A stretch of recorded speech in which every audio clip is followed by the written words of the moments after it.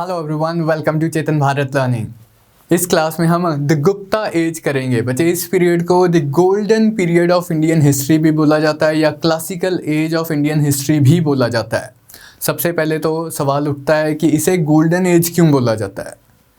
क्योंकि मतलब ये जो लेबल्स हैं, गोल्डन एज, डार्क एज, ये आजकल के हिस्टोरियंस ज़्यादा नहीं यूज़ करते हैं, लेकिन पहले जो हिस्टोरियंस थे वो इन लेबल्स को ज़्यादा यूज़ करते थे। एंड उसका कारण ये होता था कि अगर किसी पीरियड के बारे में हमें बहुत ज़्यादा पता है एंड उस पीरियड की बहुत ज़्यादा अचीवमेंट्स हैं, तो हम कह देते थे कि ये भाई ये गोल्डन एज है। इससे पहले वाला मतलब the existence of golden age it would assume के प्री सपोज के एक कोई डार्क एज भी एग्जिस्ट करती है। जैसे कि हमें मौर्यन पीरियड के बारे में बहुत इन्फॉर्मेशन थी, देन उसके बाद हमें गुप्ता पीरियड के बारे में बहुत इन्फॉर्मेशन थी। जो Gupta period and Maurya period के बीच का पीरियड है, पोस्ट मॉडर्न पीरियड, जिसे हमने पिछली 2 क्लासेस में स्टडी किया है, इनिशियली उस पीरियड के बारे में हमारे पास ज़्यादा इन्फॉर्मेशन नहीं थी, तो डार्क एज हो गई। इसी तरह से द अर्ली मिडिवल पीरियड जो गुप्ता पीरियड के बाद आएगा, उस पीरियड के बारे में भी इनिशियली हमारे पास इन्फॉर्मेशन बहुत कम थी एंड हमने बोल दिया कि चलो ये डार्क एज है। फिर बायसेस ऑफ हिस्टोरियंस भी हैं। इनिशियली जो हिस्टोरियंस हमारी हिस्ट्री को स्टडी कर रहे थे वो कॉलोनियल स्कॉलर्स थे, यूरोपियन हिस्ट्री के वो स्कॉलर्स थे, उन्होंने इंडियन हिस्ट्री को स्टडी किया है। या इवन इंडियन हिस्टोरियंस जो इनिशियल वाले इंडियन हिस्टोरियंस हैं, उन्हें पढ़ाया तो यूरोपियन स्कॉलर्स ने था। यूरोपियन मतलब यूरोपियंस द्वारा, ब्रिटिश द्वारा एस्टेब्लिश्ड कॉलेजेस एंड यूनिवर्सिटीज़ में वो पढ़े थे, उन्होंने भी वही तालीम हासिल की थी, तो उन्होंने भी उन्हीं लाइन्स पे सोचना स्टार्ट कर दिया। रिसेंट हिस्ट्री में अगर रिसेंट हिस्टोरियोग्राफी का हम देखें, रिसेंट राइटिंग ऑफ हिस्ट्री को हम देखें, तो ये लेबल्स को बहुत ज़्यादा फेवरेबली नहीं एक्सेप्ट किया जाता है। हमने अभी लास्ट 2 क्लासेस में इतनी डिटेल में पोस्ट मॉडर्न पीरियड के बारे में स्टडी किया। क्या उस पीरियड के बारे में आप बोल सकते हो कि किसी भी पॉइंट ऑफ व्यू से वो डार्क एज है? रिलीजन में इतनी इंपॉर्टेंट डेवलपमेंट्स हुई, इकोनॉमी में इतनी इंपॉर्टेंट डेवलपमेंट्स हुई, ट्रेड एंड कॉमर्स इतना फ्लोरिश कर रहा है, अर्बनाइजेशन इतनी फ्लोरिश कर रही है, तो किस पॉइंट ऑफ व्यू से वो डार्क एज है? तो आजकल हिस्टोरियंस इन लेबल्स को ज़्यादा नहीं मानते हैं, लेकिन मतलब हमारा एक फैक्चुअल सी स्टेटमेंट चली आ रही है कि golden age of Indian history है, golden age of Indian history है, तो Gupta period is known as the golden age of Indian history. And इसका थोड़ा सा, जैसे मैं आपको बता रहा था, कि लिंक है यूरोपियन हिस्ट्री के साथ भी। यूरोप में रोमन सिविलाइजेशन का डिक्लाइन होता है in the 5th century CE. जो रोमन एम्पायर था उसका डिवीजन हो जाता है, डिसइंटीग्रेशन हो जाता है। एक पार्ट तो बिल्कुल डिक्लाइन ही कर जाता है, the western half of the Roman empire, eastern half थोड़ा सा डिक्लाइन स्टेट में चलता रहता है। But in general 5th century CE के बाद वाला जो पीरियड है, यूरोपियन हिस्ट्री में उसे डार्क एजेस बोला जाता है, द डार्क मिडल एजेस। तो उन्होंने क्या किया, इंडियन हिस्ट्री पे भी वही लेबल्स लगाने स्टार्ट कर दिए कि यहाँ भी डार्क एजेस आ गई। गुप्ता एम्पायर के बाद तो कुछ बचा ही नहीं है, बिल्कुल डिक्लाइन ऑफ द सिविलाइजेशन हो गया, because they had their own biases. तो अगेन कंक्लूजन फिर वही है कि आज की डेट में जो हिस्टोरियंस है वो इन लेबल्स को बहुत ज़्यादा फेवरेबली नहीं लेते। बस आपने एक फैक्ट सा याद रखना है कि golden age of Indian history बोला जाता है, classical as of Indian history बोला जाता है। क्लासिकल एज जब हम वर्ड यूज़ करते हैं तो हम किसी लिटरेचर के पॉइंट ऑफ व्यू से यूज़ करते हैं, क्लासिकल लैंग्वेजेस जैसे बोलते हैं, क्लासिकल म्यूज़िक, तो कल्चरल डेवलपमेंट्स के पॉइंट ऑफ व्यू से हम बात कर रहे होते हैं। तो उस पॉइंट ऑफ व्यू से गुप्ता पीरियड में बहुत इंपॉर्टेंट डेवलपमेंट्स हुई हैं in the field of art, architecture, literature, sculpture, ये सारी चीज़ें। तो इन्हीं डेवलपमेंट्स के बारे में तो हम डिटेल में आज स्टडी करेंगे ही। Sanskrit language it achieved its classical form during Gupta period. जो क्लासिक्स ऑफ संस्कृत लैंग्वेज हैं, कालिदास के वर्क्स वगैरह हैं, वो इसी पीरियड में कंपोज किए गए हैं। रामायण महाभारत को फाइनल शेप इसी पीरियड में दी गई है। पुराण लिखे गए हैं इस पीरियड में, पुराणों की कंपोजिशन स्टार्ट हो गई थी इस पीरियड में। तो संस्कृत लैंग्वेज में बहुत इंपॉर्टेंट डेवलपमेंट्स हुई हैं इस पीरियड में, hence the label the classical as of Indian history. तो बिफोर स्टार्टिंग द चैप्टर सबसे पहले तो हम देखेंगे the sources of information about this period. जैसे कि हम हर क्लास के स्टार्टिंग में देखते हैं कि जिस पीरियड के बारे में हम स्टडी कर रहे हैं उसकी जानकारी हमें कहाँ से मिली है। इस पीरियड में जैसा कि अभी हम डिस्कस कर रहे थे कि पुराणों की कंपोजिशन स्टार्ट हो गई। अब अदरवाइज तो ये लाइक किसी जैसे हिंदू माइथोलॉजी में जो गॉड्स हैं, हिंदू रिलीजन के जो गॉड्स एंड गॉडेसेस हैं, उनकी माइथोलॉजी के अराउंड ये रिवॉल्व करते हैं, उनकी जीनियोलॉजीज कंस्ट्रक्ट करते हैं कि अच्छा जैसे विष्णु पुराण है तो लॉर्ड विष्णु के साथ एसोसिएटेड जो सारी स्टोरीज वगैरह वो विष्णु पुराण में लिखी हुई हैं, शिव पुराण है, इसी तरह से और भी ढेरों सारे पुराण हैं। लेकिन इनसे हम हिस्टोरिकल इंफॉर्मेशन किस तरह से एक्सट्रैक्ट करते हैं?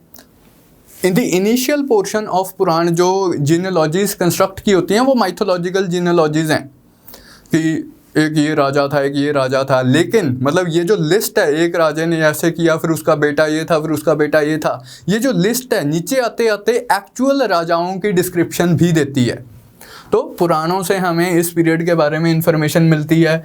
कंटेम्प्रेरी लिटरेरी वर्क्स लाइक देवी चंद्रगुप्तम, अब ये एक प्ले था, मतलब काफ़ी सारे लिटरेचर लिखी गई। जैसे अभी मैंने आपको एग्जांपल दिया कि बहुत संस्कृत लैंग्वेज में बहुत लिटरेरी वर्क्स कंपोज किए गए हैं इस पीरियड में, तो उस लिटरेचर को पढ़ के हमें इन्फॉर्मेशन मिलती है। ये देवी चंद्रगुप्तम एक प्ले था, विशाख दत्त ने इस प्ले को लिखा था। इससे मतलब मैं जैसे जैसे हम ये हिस्ट्री करेंगे मैं आपको बताऊंगा कि इससे हमने एक बहुत इंपॉर्टेंट क्लू मिलता है हमें, एंड दो कड़ियों को जो जोड़ता है कि एक गुप्ता राजा के मरने के बाद अगला गुप्ता राजा कौन आया था, उसके बीच में एक मिसिंग पार्ट है जिसके रिगार्डिंग ये प्ले हमें क्लू देता है। तो कंटेम्प्रेरी लिटरेचर से हमें पता चलता है। फिर इस टाइम पे एक चाइनीज़ ट्रैवलर फाहेन इंडिया आए थे। चंद्रगुप्त II उस टाइम पे गुप्ता रूलर थे, उन्हें ये विजिट करते हैं। He was a Buddhist pilgrim, he came on a pilgrimage to the land of Buddha. तो ये अपने ट्रैवल अकाउंट्स लिख के जाते हैं। तो अकाउंट्स, द ट्रैवलॉग्स ऑफ फाहेन, ये फाहेन के बच्चे ये वाले भी स्पेलिंग चलते हैं, फैक्शियन, मतलब ये एंड ये सेम ही बंदे के स्पेलिंग्स हैं। There are two different ways of writing the spellings. फिर इंस्क्रिप्शनल एविडेंस, जैसे हम शुरू से ही कर रहे हैं, हम अशोकन टाइम्स में इंस्क्रिप्शंस हैं, पोस्ट मॉडर्न टाइम्स की इंपॉर्टेंट इंस्क्रिप्शंस हैं, जूनागढ़ इंस्क्रिप्शन, हाथी गुम्फा इंस्क्रिप्शन। यहाँ कुछ important inscriptions, Mehrauli iron pillar inscription, Allahabad pillar inscription. तो ये इंपॉर्टेंट इंस्क्रिप्शंस हैं। इस पीरियड में एक और डेवलपमेंट स्टार्ट होती है। अभी तक जो आप इंस्क्रिप्शंस वगैरह पढ़ रहे हो वो या तो रॉक इंस्क्रिप्शंस हैं या फिर वो पिलर इंस्क्रिप्शंस हैं, या तो केव्स या केव्स की वॉल्स के ऊपर, रॉक्स की वॉल्स के ऊपर इंस्क्रिप्शंस इंस्क्राइब की गई हैं, या फिर पिलर्स के ऊपर इंस्क्रिप्शंस इंस्क्राइब की गई हैं। इस पीरियड में एक और ट्रेंड क्या स्टार्ट हुआ है कि along with that copper plate inscriptions का ट्रेंड स्टार्ट हुआ।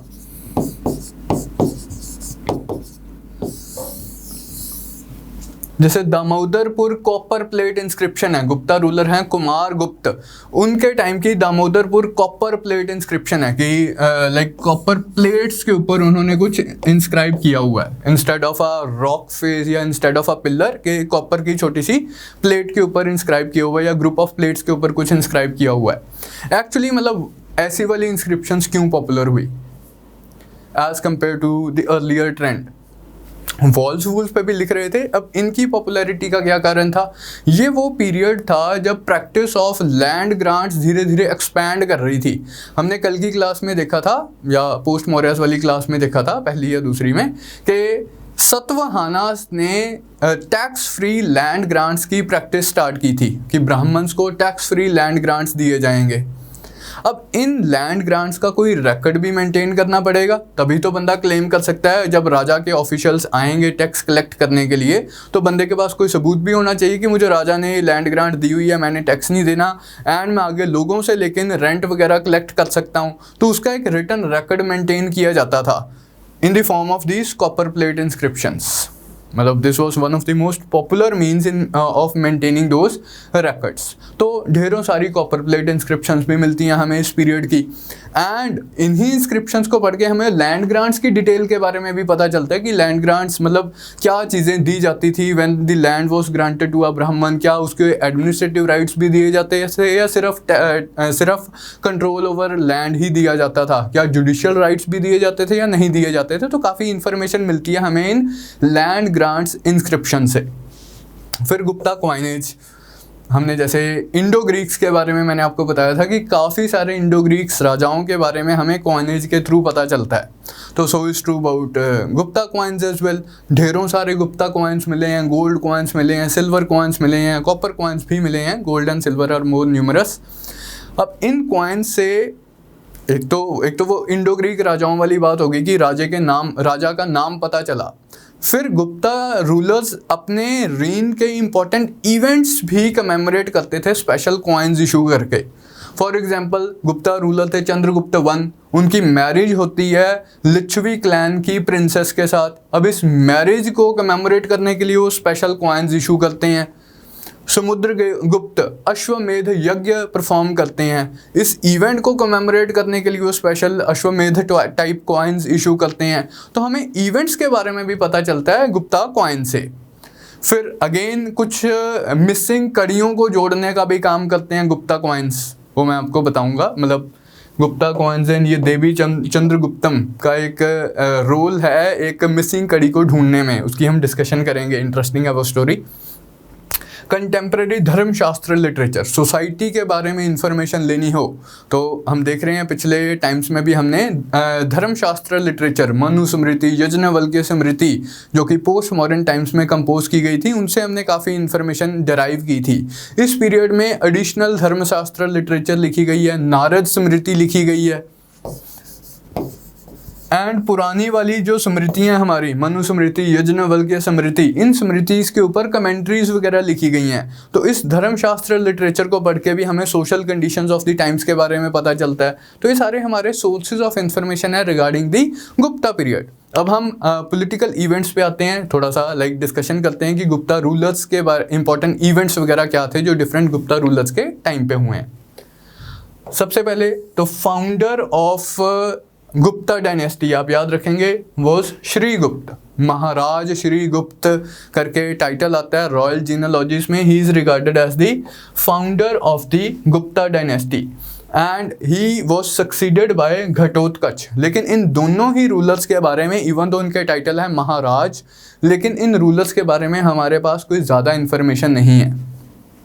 जो real founder of the Gupta empire हैं वो माने जाते हैं चंद्रगुप्त वन। चंद्रगुप्त वन इन्होंने जब ये गद्दी पे बैठते हैं तो एक एरा भी स्टार्ट किया जिसे हम बोलते हैं गुप्ता एरा। वो सारा उसी स्लाइड में सेम ही चीज़ें लिखी हुई थी। He started the Gupta era. गद्दी पे कब बैठते हैं ये 320 CE में। तो आपने अब 3-4 एराज पढ़ लिए हैं अब तक, वो सारे एराज डेट के साथ आपने याद रखने हैं। मौर्यस के टाइम पे अशोक जब गद्दी पे बैठते हैं वो एक एरा है, अशोकन एरा हो गया। हम 8th regional year, 14th regional year उस टाइम में उसके कंटेक्स्ट में टाइम कैलकुलेट करते हैं हम, टाइम नोट करते हैं हम। देन विक्रम एरा किया आप लोगों ने। विक्रम एरा कब स्टार्ट होता है 57 BCE। देन आप लोगों ने शाक एरा किया। शाक एरा कब स्टार्ट होता है 78 CE में। एंड देन अब आप लोगों ने गुप्ता एरा किया है। Gupta era starts from 320 CE approximately. तो ये 4 एराज आप याद रखेंगे, 4 कैलेंडर्स आप याद रखेंगे। इनके टाइम का इम्पोर्टेंट इवेंट, इनकी शादी होती है जैसे मैंने आपको अभी जस्ट बताया कि लिच्छवी क्लैन की प्रिंसेस थी कुमार देवी। कुमार देवी के साथ इनकी शादी होती है। अब एंड ये बहुत पॉम्प एंड शो के साथ ये सेलिब्रेट करते हैं, स्पेशल कॉइन्स इशू करते हैं। ये लिच्छवी टाइप कॉइन है चंद्रगुप्त वन के टाइम का, जिसमें उन्होंने अपनी मैरिज को कमेमोरेट किया हुआ है।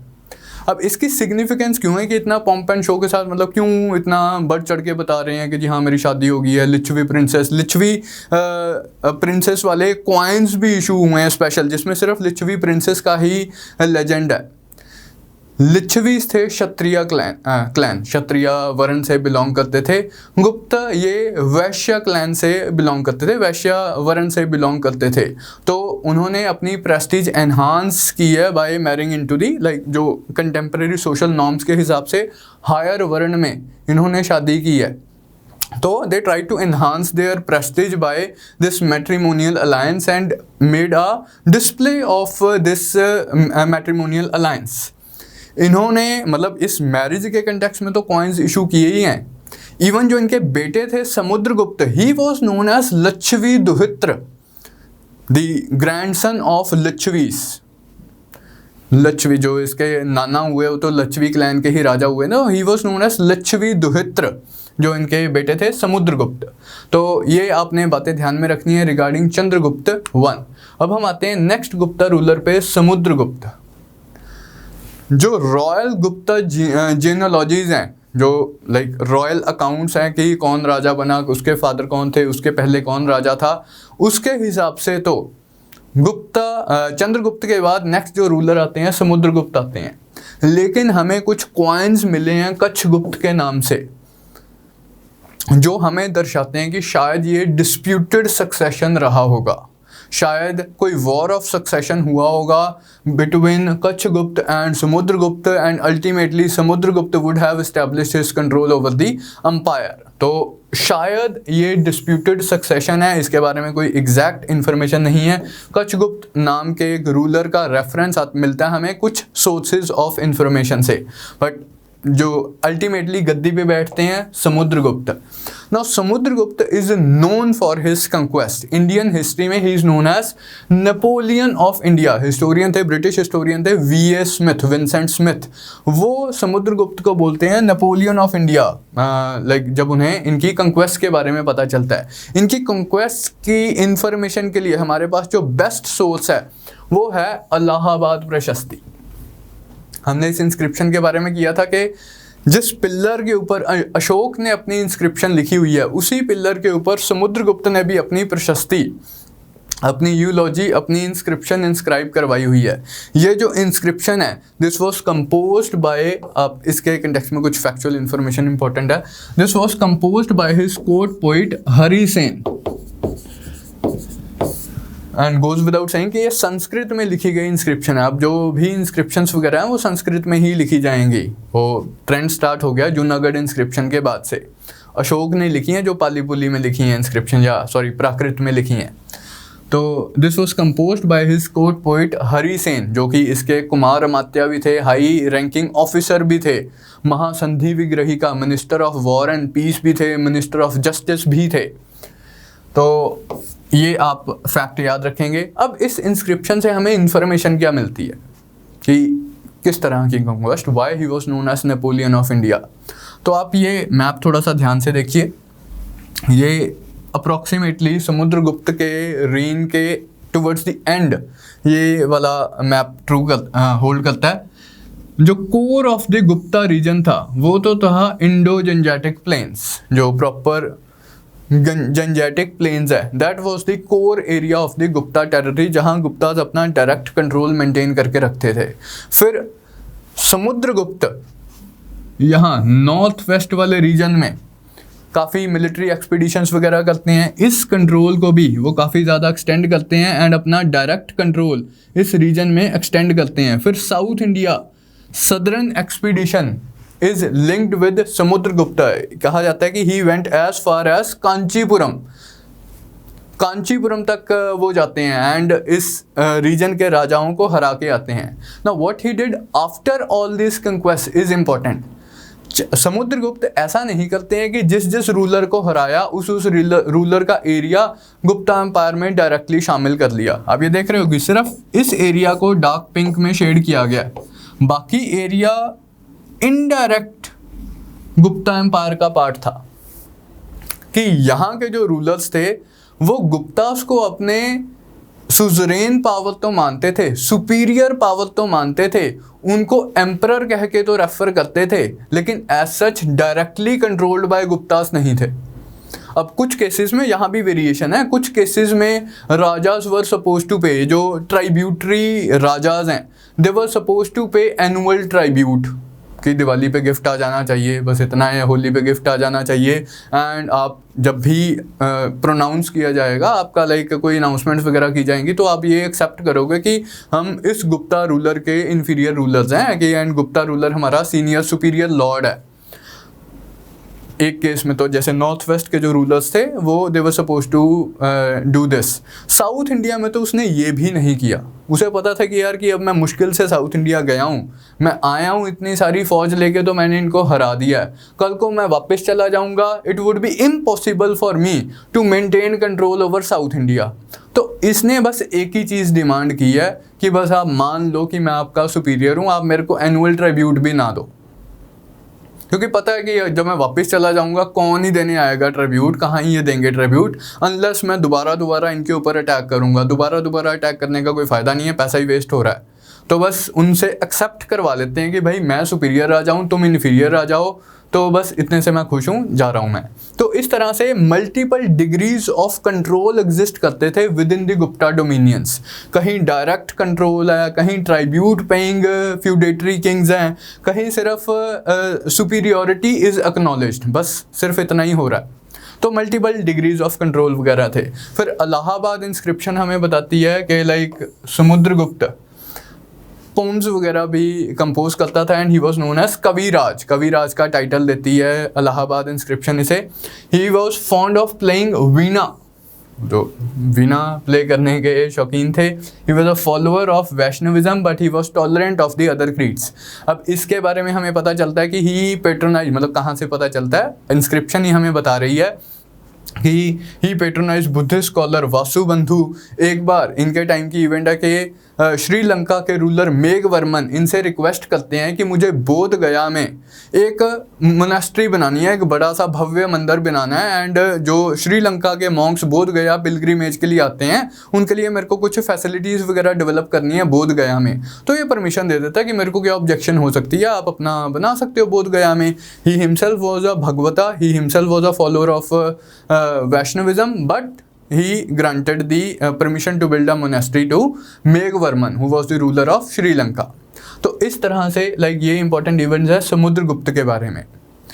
कंक्वेस्ट की बात करें, आप ये वाला फैक्ट याद रखेंगे, he was known as Napoleon of India. Vincent Smith ने उन्हें ये टाइटल दिया, हिस्टोरियन थे। नेक्स्ट रूलर थे हमारे चंद्रगुप्त टू। अब चंद्रगुप्त टू के बारे में भी बोलते हैं कि शायद इनका डिस्प्यूटेड सक्सेशन रहा होगा। विशाख दत्त कंटेम्प्रेरी राइटर थे, विशाख दत्त, वो एक प्ले लिखते हैं देवी चंद्रगुप्तम। इस प्ले के हिसाब से हमें कुछ कॉइन्स में मिले हैं जिसके ऊपर लेजेंड है रामगुप्त का। गुप्ता रॉयल जीनोलॉजिकल रिकॉर्ड्स में, गुप्ता डायनेस्टी के ऑफिशियल रिकॉर्ड्स में तो समुद्रगुप्त के बाद अगले रूलर आते हैं चंद्रगुप्त टू। बट क्योंकि हमें कुछ कॉइन्स मिले हैं एंड इस बुक में एक स्टोरी सी बताई गई है, तो हिस्टोरियंस मानते हैं कि शायद भी रामगुप्त नाम का भी कोई राजा एग्जिस्ट कर सकता है between Samudragupta and Chandragupta. The legend has it के दो बेटे थे इनके, रामगुप्त एंड समुद्रगुप्त। रामगुप्त सीनियर थे, समुद्रगुप्त जूनियर थे। तो इनके टाइम पे एक शाका रूलर इन्वेड करते हैं, वेस्टर्न क्षत्रापास वाले शाका रूलर इन्वेड करते हैं एंड वो रामगुप्त को हरा देते हैं। हराने के बाद वो शर्त रखते हैं कि इनकी जो वाइफ होती है कि उनको भी वो अबडक्ट करके ले जाते हैं कि ये हमारे साथ में ही जाएगी काइंड ऑफ। तो रामगुप्त बेचारा हार गया होता है तो वो कुछ ऑब्जेक्ट नहीं कर पाता है, but then Chandragupta he offends के, ही गेट्स ऑफेंडेड के यार ऐसे कैसे, घर की इज्जत बाहर चली गई है। तो वो शाकास को परस्यू करते हैं, डिसगाइज्ड फॉर्म में उनके साथ जाते हैं एंड शाका रूलर को मार के आ जाते हैं एंड अल्टीमेटली अपनी भाभी को भी वापस ले आते हैं। लेटर ऑन उनकी अपनी भाभी से शादी भी कर देते हैं, अपने भाई को मार देते हैं कि तू किस तरह का भाई है जिससे घर की इज्जत ही नहीं बची। तो इस तरह से वो गद्दी पे बैठते हैं। ये स्टोरी देवी चंद्रगुप्तम में, इससे मिलती जुलती सी स्टोरी देवी चंद्रगुप्तम में डिस्प्ले की गई है। तो इससे हिस्टोरियंस ने कंक्लूजन निकाला कि शायद रामगुप्त नाम के रूलर एग्जिस्ट करते थे between Samudragupta and Chandragupta, but actually गद्दी पे जो कंटिन्यू करते हैं वो है चंद्रगुप्त टू। अब ये भी चंद्रगुप्त वन की तरह कुछ मैट्रिमोनियल अलाइंसेस करते हैं। सेंट्रल इंडिया की कुछ ट्राइब्स होती हैं, नागा ट्राइब्स रह रही होती हैं सेंट्रल इंडिया में, उनकी प्रिंसेस कुबेर नागा के साथ ये शादी कर लेते हैं ताकि ये जो ट्राइबल एरिया थोड़ा सा शांत हो सेंट्रल इंडिया का। इनकी बेटी होती है प्रभावती गुप्ता। प्रभावती गुप्ता की ये शादी करवाते हैं उसी टाइम पे, जब गुप्तास रूल कर रहे होते हैं उसी पॉइंट ऑफ टाइम पे डेक्कन में एक और पावर रूल कर रही होती है, वकतकास।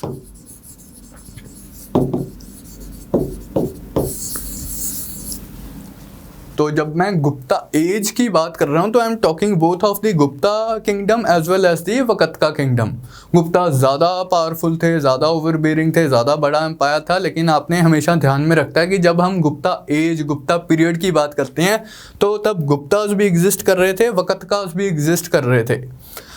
तो वापस आते हैं चंद्रगुप्त पे। एक तो कुबेर नागा के साथ ये शादी कर लेते हैं, इस तरह से मैट्रिमोनियल अलायंस होता है उनका। दूसरा, अपनी बेटी प्रभावती गुप्ता की वो शादी कर देते हैं वकतका प्रिंस रुद्रसेन के साथ। वकतकाओं के प्रिंस होते हैं उस पॉइंट ऑफ टाइम पे रुद्रसेन, उनसे इनकी शादी करवा देते हैं। इवेंचुअली रुद्रसेन वकतकाओं के राजा भी बनते हैं, तो प्रभावती गुप्ता क्वीन बन जाती है।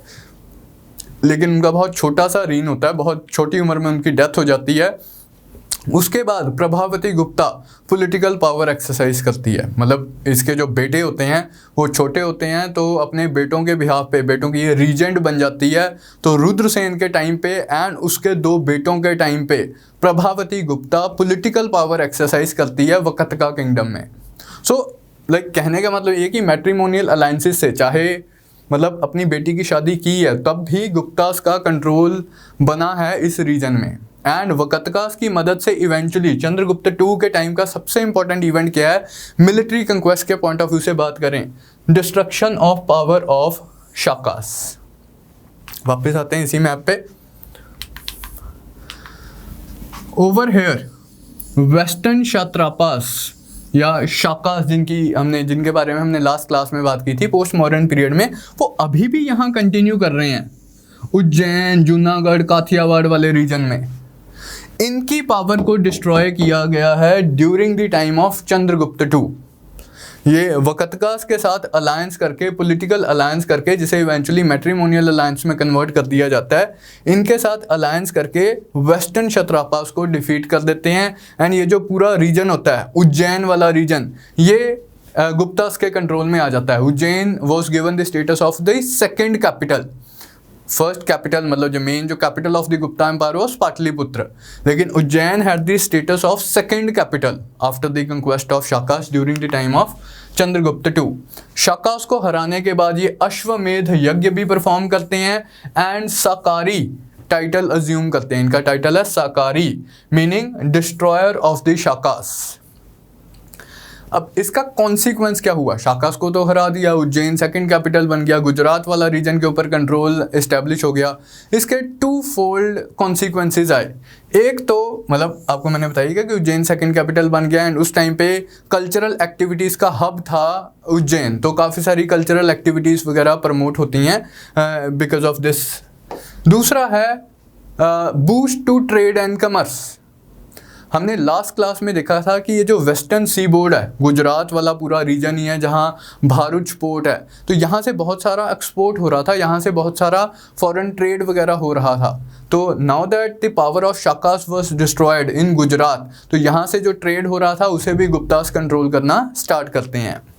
फिर Chandragupta 2 is famous for his Navratna, कि 9 जेम्स होते थे, कालिदास, अमर सिम्हा, वाराह महिरा, ऐसे 9 James adorn the court of Chandragupta 2।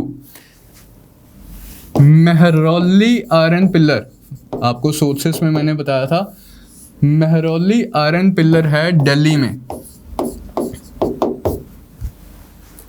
ये हम मानते हैं, हालांकि ये फैक्ट डिस्प्यूटेड है, लेकिन most of the historians agree कि ये जो पिलर है दिल्ली में, it belongs to the period of Chandragupta 2। मतलब इसमें चंद्र राजा का नाम लिखा हुआ है, राजा हुज नेम वाज चंद्र। अब ये कौन सा चंद्र है, इसमें थोड़ा सा डिस्प्यूट तो है, लेकिन मोस्ट हिस्टोरियंस एग्री करते हैं कि ये चंद्रगुप्त 2 को रेफर करता है, उसके टाइम का ये आयरन पिलर है। एंड खास बात ये इस आयरन पिलर की, मतलब science and technological developments of the Gupta age के पॉइंट ऑफ व्यू से, कि अभी भी ये आयरन का बना हुआ पिलर है, लेकिन इसे अब तक रस्ट वगैरह नहीं आई है, अभी भी ये मतलब काफ़ी अच्छी फॉर्म में सर्वाइव करता है। दिल्ली के कुतुब मीनार वाले जो रीजन है, उस कुतुब कॉम्प्लेक्स में है ये Mehrauli iron pillar. Next Gupta राजा थे कुमार गुप्त। who was the successor of Chandragupta II, इन्होंने भी, हमने एग्जाम्पल किया कि समुद्रगुप्त अश्वमेध सेक्रीफाइस परफॉर्म करते हैं, चंद्रगुप्त II अश्वमेध सेक्रीफाइस परफॉर्म करते हैं, कुमारगुप्त भी अश्वमेध सेक्रीफाइस परफॉर्म करते हैं। तो 3 गुप्ता राजाओं के आप नाम याद रखोगे जो अश्वमेध सेक्रीफाइस परफॉर्म करते हैं। एंड माइंड इट के ये ब्राह्मण्स नहीं थे, ओरिजिनली वैश्य क्लैन से बिलोंग करते थे, क्षत्रिय स्टेटस एस्पायर करते थे।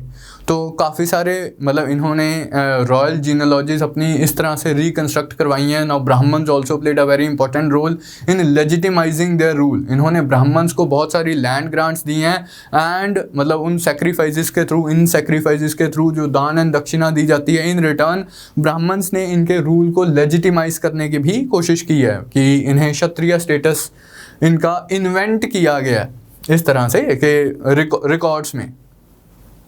ही laid the foundation of Nalanda university, जो फेमस हमारे एंशिएंट इंडिया की यूनिवर्सिटीज़ हैं।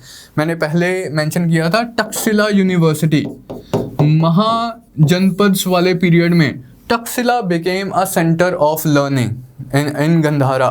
देयर आफ्टर मतलब 2 और यूनिवर्सिटीज़ हैं, नालंदा यूनिवर्सिटी, विक्रमशिला यूनिवर्सिटी, एक और यूनिवर्सिटी है उदंतापुरा यूनिवर्सिटी। इन 3 यूनिवर्सिटीज़ में से मतलब तक्षशिला का धीरे धीरे करके डिक्लाइन हो रहा था, ये Nalanda university became world famous university. Basically it was a centre of Mahayana Buddhism, Buddhist monastery थी ये, बुद्धिस्ट सेंटर ऑफ लर्निंग था। महायान बुद्धिज्म का बेसिकली सेंटर ऑफ लर्निंग था, बट एज सच जनरल जो साइंसेज ऑफ द लैंड थी, general जो literature of the land थी, वो सारी चीज़ें पढ़ाई जाती थी जो यहाँ स्टूडेंट्स वगैरह आते थे। एंड ऐसा नहीं है कि सिर्फ महायान डॉक्ट्रिन्स बताई जाती थी, हीनयान डॉक्ट्रिन्स भी बताई जाती थी।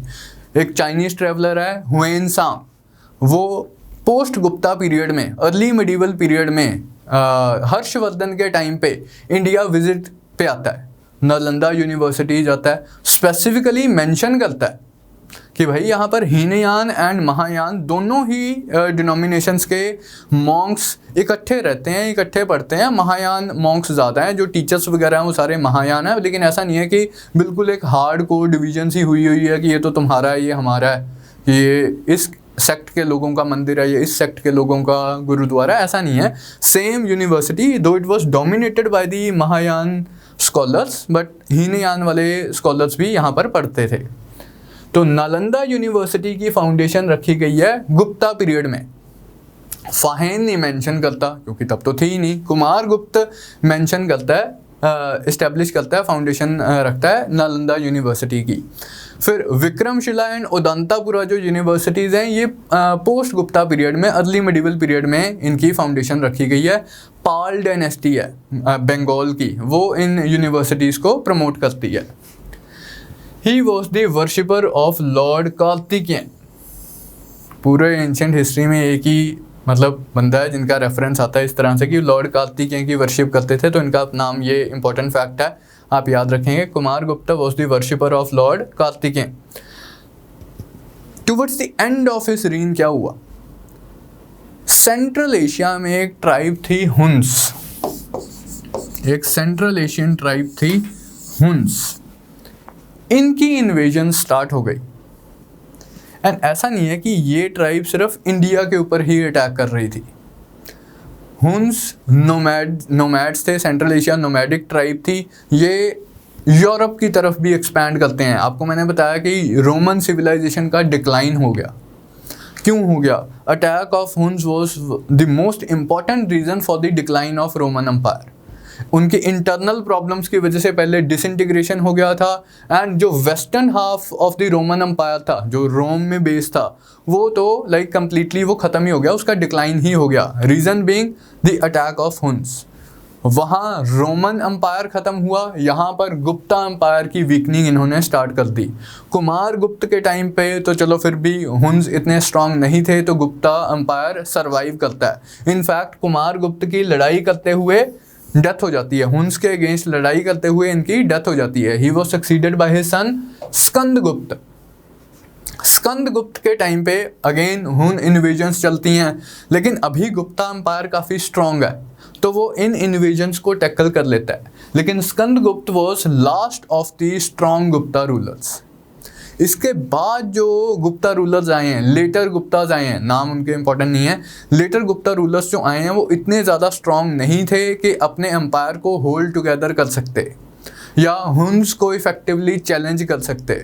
तो हुन इन्वेजन्स की वजह से गुप्ता एम्पायर का भी डिक्लाइन हो गया। One of the most important reasons for the decline of the Gupta empire was the invasions of Huns and weak successors, weak later Guptas. इनके टाइम का एक और इम्पॉर्टेंट इवेंट क्या है? सुदर्शन लेक की रिपेयर। वो याद है जूनागढ़ इंस्क्रिप्शन, चंद्रगुप्त मौर्य के टाइम पे सुदर्शन लेक बनाया गया था। उस लेक की रिपेयर करवाई थी अशोक के प्रोविंशियल गवर्नर तुसापा ने। फिर रुद्रदमन शाका रूलर ने उस लेक की रिपेयर करवाई थी। फिर स्कंदगुप्त भी अपनी इंस्क्रिप्शन में लिखता है कि मैंने भी इस लेक की रिपेयर करवाई है। तो this lake continued to be used for the irrigation purposes till the Gupta times, modern time से लेके गुप्ता टाइम्स तक। तो ये important facts regarding the Skandagupta. Later Guptas में जैसे कि मैंने आपको बताया कि later Guptas they were not able to handle the Hun invasions which became a कारण फॉर देयर डिक्लाइन।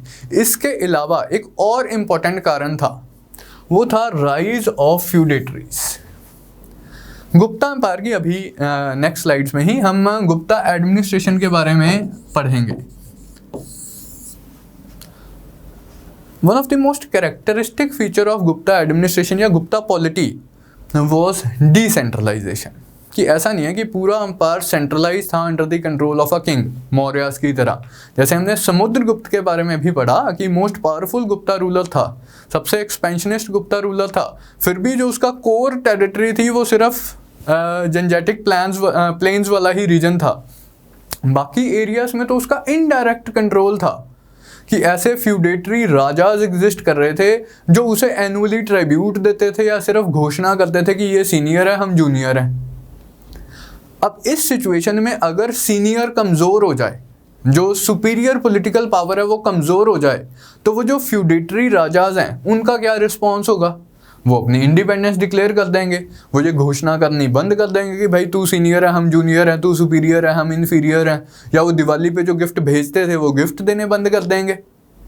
तो इंडिपेंडेंस ऑफ फ्यूडेटरीज, तो उससे भी रीजनल किंगडम्स का जन्म हुआ इन दी पोस्ट गुप्ता पीरियड। तो राइज ऑफ फ्यूडेटरीज, हुन invasions, decline in the economic prosperity, वो जो सारा फ्लोरिशिंग ट्रेड चल रहा था वो तो सूख ही गया because of decline of the Roman empire, because of the Hun invasion. Huns का सेंट्रल एशिया वाले रीजन में पूरा कंट्रोल भी था।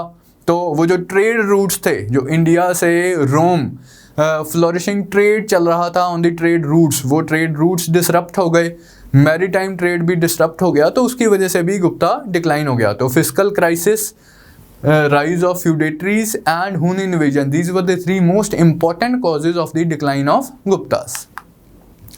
अब हम थोड़ी सी डिस्कशन करेंगे regarding the Vakatakas of the Deccan. इस पीरियड में यूजुअली मतलब हम गुप्तास को पढ़ लेते हैं, समझ लेते हैं कि चलो जी हमारा हो गया, गुप्ता एज हो गई, लेकिन बिना वकतकास के बारे में पढ़े गुप्ता एज को हम कंक्लूड नहीं कर सकते। Gupta age, the so called golden age, the classical age. लेकिन इस गोल्डन एज को लाने में, मेंटेन करने में, अगर हम क्लासिकल लिटरेचर की बात करें या other developments in the field of art and architecture की बात करें, जिसके लिए गुप्ता एज जानी जाती है, उनमें वकतकास का बहुत इंपॉर्टेंट रोल था। अजंता केव्स, ये मोस्ट कैरेक्टरिस्टिक एग्जाम्पल्स हैं गुप्ता आर्ट एंड आर्किटेक्चर का। कहाँ थे अजंता केव्स? महाराष्ट्र में अजंता केव्स। वहाँ थोड़ी है गुप्ता रूल, वहाँ तो वकतकास का रूल था। वकतकास ने प्रमोट किया है अजंता केव आर्किटेक्चर एंड अजंता स्कल्पचर्स वगैरह। तो जो ये गुप्ता गोल्डन एज है, जो गुप्ता एज को गोल्डन एज बोला जाता है, उसमें वकतकास की कंट्रीब्यूशन को अंडरमाइन नहीं किया जा सकता। तो उसके भी थोड़े बहुत जो इंपॉर्टेंट फैक्ट्स हैं हमारे एग्जाम पॉइंट ऑफ व्यू से, उन चीज़ों को हम पढ़ेंगे। इस डायनेस्टी को पहली बात तो पुराणिक लिटरेचर में विंध्यकास बोला गया। तो एक फैक्चुअल फैक्ट आप इंफॉर्मेशन आप ये याद रखोगे, विंध्यकास, ये पुराणों में वकतकास के लिए ही ये टर्म यूज़ किया गया। फिर ये ब्राह्मण डायनेस्टी थी। तो इन्होंने ब्राह्मणिकल आइडियोलॉजी को प्रमोट किया है, सैक्रिफाइसेस यज्ञ वगैरह उन्हें प्रमोट किया है, जो न्यू ब्राह्मणिकल सेक्ट्स वगैरह हैं, हिंदू सेक्ट्स वगैरह हैं, वैष्णविज्म शैविज्म, उनको प्रमोट किया है। गुप्ता रूलर्स वैष्णवाइट्स थे, वकतका रूलर्स शैवाइट्स थे। ज़्यादा शैविज्म को प्रमोट किया उन्होंने, ज़्यादा वैष्णविज्म को प्रमोट किया। बट दैट डजंट मीन के सेक्टेरियन कन्फ्लिक्ट्स वगैरह थी या बाकी रिलीजन्स के अगेंस्ट इन्होंने कुछ डिस्क्रिमिनेशन की है या उन्हें अपोज करने की कोशिश की है। एक लिबरल एटमॉस्फेयर एग्जिस्ट कर रहा था। Just that because they were Shaivites तो इन्होंने शैविज्म को ज़्यादा प्रमोट किया है, बिकॉज दे वर वैष्णवाइट्स तो उन्होंने वैष्णविज्म को ज़्यादा प्रमोट किया है। ऐसा नहीं है कि किसी रिलीजन को परसिक्यूट किया है। इस तरह का माहौल ही नहीं एग्जिस्ट करता था एंशिएंट इंडिया में। रिलीजियस सिंक्रेटिज्म था, आपस में एक लाइक लिबरल सा माहौल था, एक दूसरे की फिलोसफीज की रिस्पेक्ट की जाती थी एंड दैट। फिर वकतकास के मतलब इस रीजन में अब नाउ लोकेशन ऑफ द या position of the Vakataka rule, Vakataka kingdom is important. The cultural significance of the rule of Brahmin Vakataka dynasty in this region of Deccan was it helped transport the Brahmanical ideology from North India to South India. हमने Sangam age का religion पढ़ा, religious developments during the Sangam age पढ़ी last class में। तो हमने देखा कि north Indian religions gradually Tamil land में इंट्रोड्यूस हो रहे थे। इस पीरियड में साउथ इंडिया में क्या हो रहा था हमें कोई ज़्यादा इन्फॉर्मेशन नहीं है इस इन्वेजन को छोड़ के। जैसे लाइक मैंने आपको कल की क्लास में बताया था, इस पीरियड को साउथ इंडियन हिस्ट्री के कंटेक्स्ट में लॉन्ग हिस्टोरिकल नाइट बोलते हैं because we don't have much information. पहले वाले पीरियड में kudi was the main form of the social organisation. लोग मैजिकल फोर्सेस अनंकु में यकीन रखते थे, hero worship was very popular. North Indian religions introduce हो रहे थे but they were not very very very popular. On the other hand अगला जो पीरियड आएगा साउथ इंडिया में, जैसे हम पल्लव या चोला वाला पीरियड करते हैं, उस पीरियड में north Indian religions were fully entrenched, particularly Hinduism was fully entrenched in south India. अब ऐसा कैसे हो गया? ऐसा 200 सालों में ऐसा क्या हो गया कि हिंदुइज्म इतना पॉपुलर हो गया साउथ इंडिया में? तो धीरे धीरे मतलब Vakatakas it is assume that they acted as a bridge between north and south. तो यहाँ से north Indian practices south India percolate करती गए। थोड़ी बहुत तो कॉन्टैक्ट्स होते हैं, थोड़ा बहुत तो आपस में ट्रेड वगैरह पीपल टू पीपल कॉन्टैक्ट्स होंगे, जिससे ब्राह्मणिकल प्रैक्टिसेस साउथ इंडिया में इंट्रोड्यूस हो गई। इससे पहले भी जो यहाँ पर डायनेस्टी थी, हमने पोस्ट मॉडर्न पीरियड में किया था कि यहाँ डेक्कन में कौन सी डायनेस्टी थी? सतवाहना डायनेस्टी। सतवाहना डायनेस्टी भी ब्राह्मण डायनेस्टी थी। ये भी स्ट्रेटेजिकली लोकेटेड थी between north India and south India. तो उन्होंने भी सेम काम स्टार्ट किया था जो काम वकतकास ने आगे कंटिन्यू किया, जिससे नॉर्दर्न कल्चर साउथ इंडिया में धीरे धीरे परकोलेट हुआ। फिर some of the important kings of the Vakataka dynasty, founder थे इस डायनेस्टी के विंध्या शक्ति। लेकिन जो रियल कंसोलिडेशन है इनके बारे में हमारे पास कोई ज़्यादा इन्फॉर्मेशन वगैरह नहीं है। रियल फाउंडर माना जाता है, real consolidator of Vakataka power माना जाता है प्रवरसेन को। इनके टाइम पे इन्होंने वकतका एम्पायर को एक्सपैंड तो ज़रूर किया, लेकिन after his death there was division of Vakataka empire. मतलब दो सेंटर्स ऑफ पावर इमर्ज करते हैं, दोनों मतलब पैरेलली ही रूल कर रहे हैं। ऐसा नहीं कि आपस में लड़ रहे हैं, ऐसा कोई ज़्यादा एविडेंसेस नहीं है हमारे पास, लेकिन दोनों पैरेलली ही रूल कर रहे हैं। एक उधर को एक्सपैंड कर रहे हैं, एक उधर को एक्सपैंड कर रहे हैं, एंड दोनों मिलके वकतका डोमिनियंस को एक्सपैंड करते हैं। तो डिवीजन ऑफ वकतका एम्पायर होता है after the death of Pravarasena. फिर एक और इम्पॉर्टेंट राजा आप याद रखेंगे, पृथ्वीसेन। मैंने आपको बताया कि चंद्रगुप्त II ये अपनी बेटी प्रभावती गुप्ता की शादी करते हैं वकतका प्रिंस रुद्रसेन के साथ। ये होते हैं पृथ्वीसेन के बेटे। पहले चंद्रगुप्त II इनके साथ पॉलिटिकल अलायंस करते हैं, पॉलिटिकल अलायंस करके दोनों मिलके शाकास को हरा देते हैं। फिर मैट्रिमोनियल अलायंस करते हैं, वो अपनी बेटी की शादी करवा देते हैं वकतका प्रिंस रुद्रसेन के साथ। इनकी डेथ के बाद रुद्रसेन राजा बनते हैं, बट जैसे मैंने आपको पहले बताया कि रुद्रसेन ज़्यादा टाइम सर्वाइव नहीं करते, सिर्फ 5 साल का इनका छोटा सा रूल होता है। उसके बाद Prabhavati Gupta became the more dominant figure in the Vakataka politics. ये इसके टाइम पे भी काफ़ी इन्होंने इंपॉर्टेंट रोल प्ले किया है रुद्रसेन के टाइम पे, एंड इसके 2 बेटों के टाइम पे भी इन्होंने इंपॉर्टेंट रोल प्ले किया है। उसका टाइटल था मदर ऑफ 2 किंग्स, 2 राजाओं की माँ।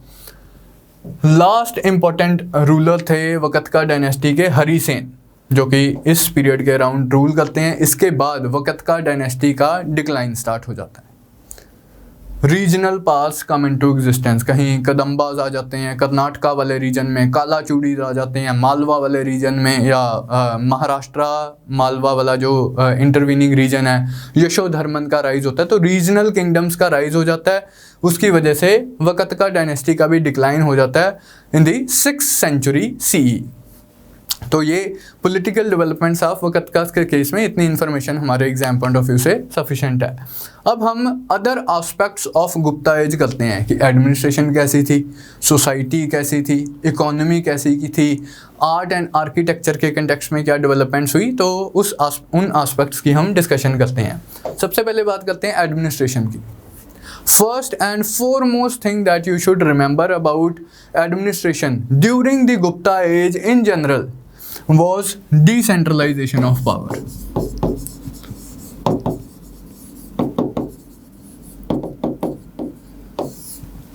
Now, even though Rajas had, kings assumed very elaborate, very superlative titles like Parmeshwara, अपने आप को परमेश्वर बोलते थे गुप्ता किंग्स, महाराज अधिराज, परम भट्टरक, लेकिन हिस्टोरियंस इस चीज़ को इस तरह से मतलब इंटरप्रेट करते हैं कि इनके टाइटल्स बड़े हो रहे हैं लेकिन एक्चुअल पावर इनकी कम हो रही है, एक्चुअल कंट्रोल इनका कम हो रहा है। मोरओवर आप इन टाइटल्स को देखो, ये टाइटल काफ़ी सिग्निफिकेंट है। महाराज अधिराज कि जो छोटे राजा हैं उनका महाराज है ये, महाराज अधिराज कि छोटे राजाओं का बड़ा राजा है ये। इस तरह से मतलब हिस्टोरियंस इस कंक्लूजन पे पहुंचे हैं, plus other information as well, कि जो गुप्ता एज में पॉलिटी थी it was decentralised as compare to the earlier period, particularly as compare to the Mauryan period. यहाँ पर फ्यूडेटरीज एग्जिस्ट करते थे जिन्हें बोलते थे समांतास, जिन्हें टाइटल मिलते थे राजा के। एंड देन कोई महाराजा होगा, कोई परमेश्वर होगा, कोई भट्टरक होगा तो कोई परम भट्टरक होगा, इस तरह से।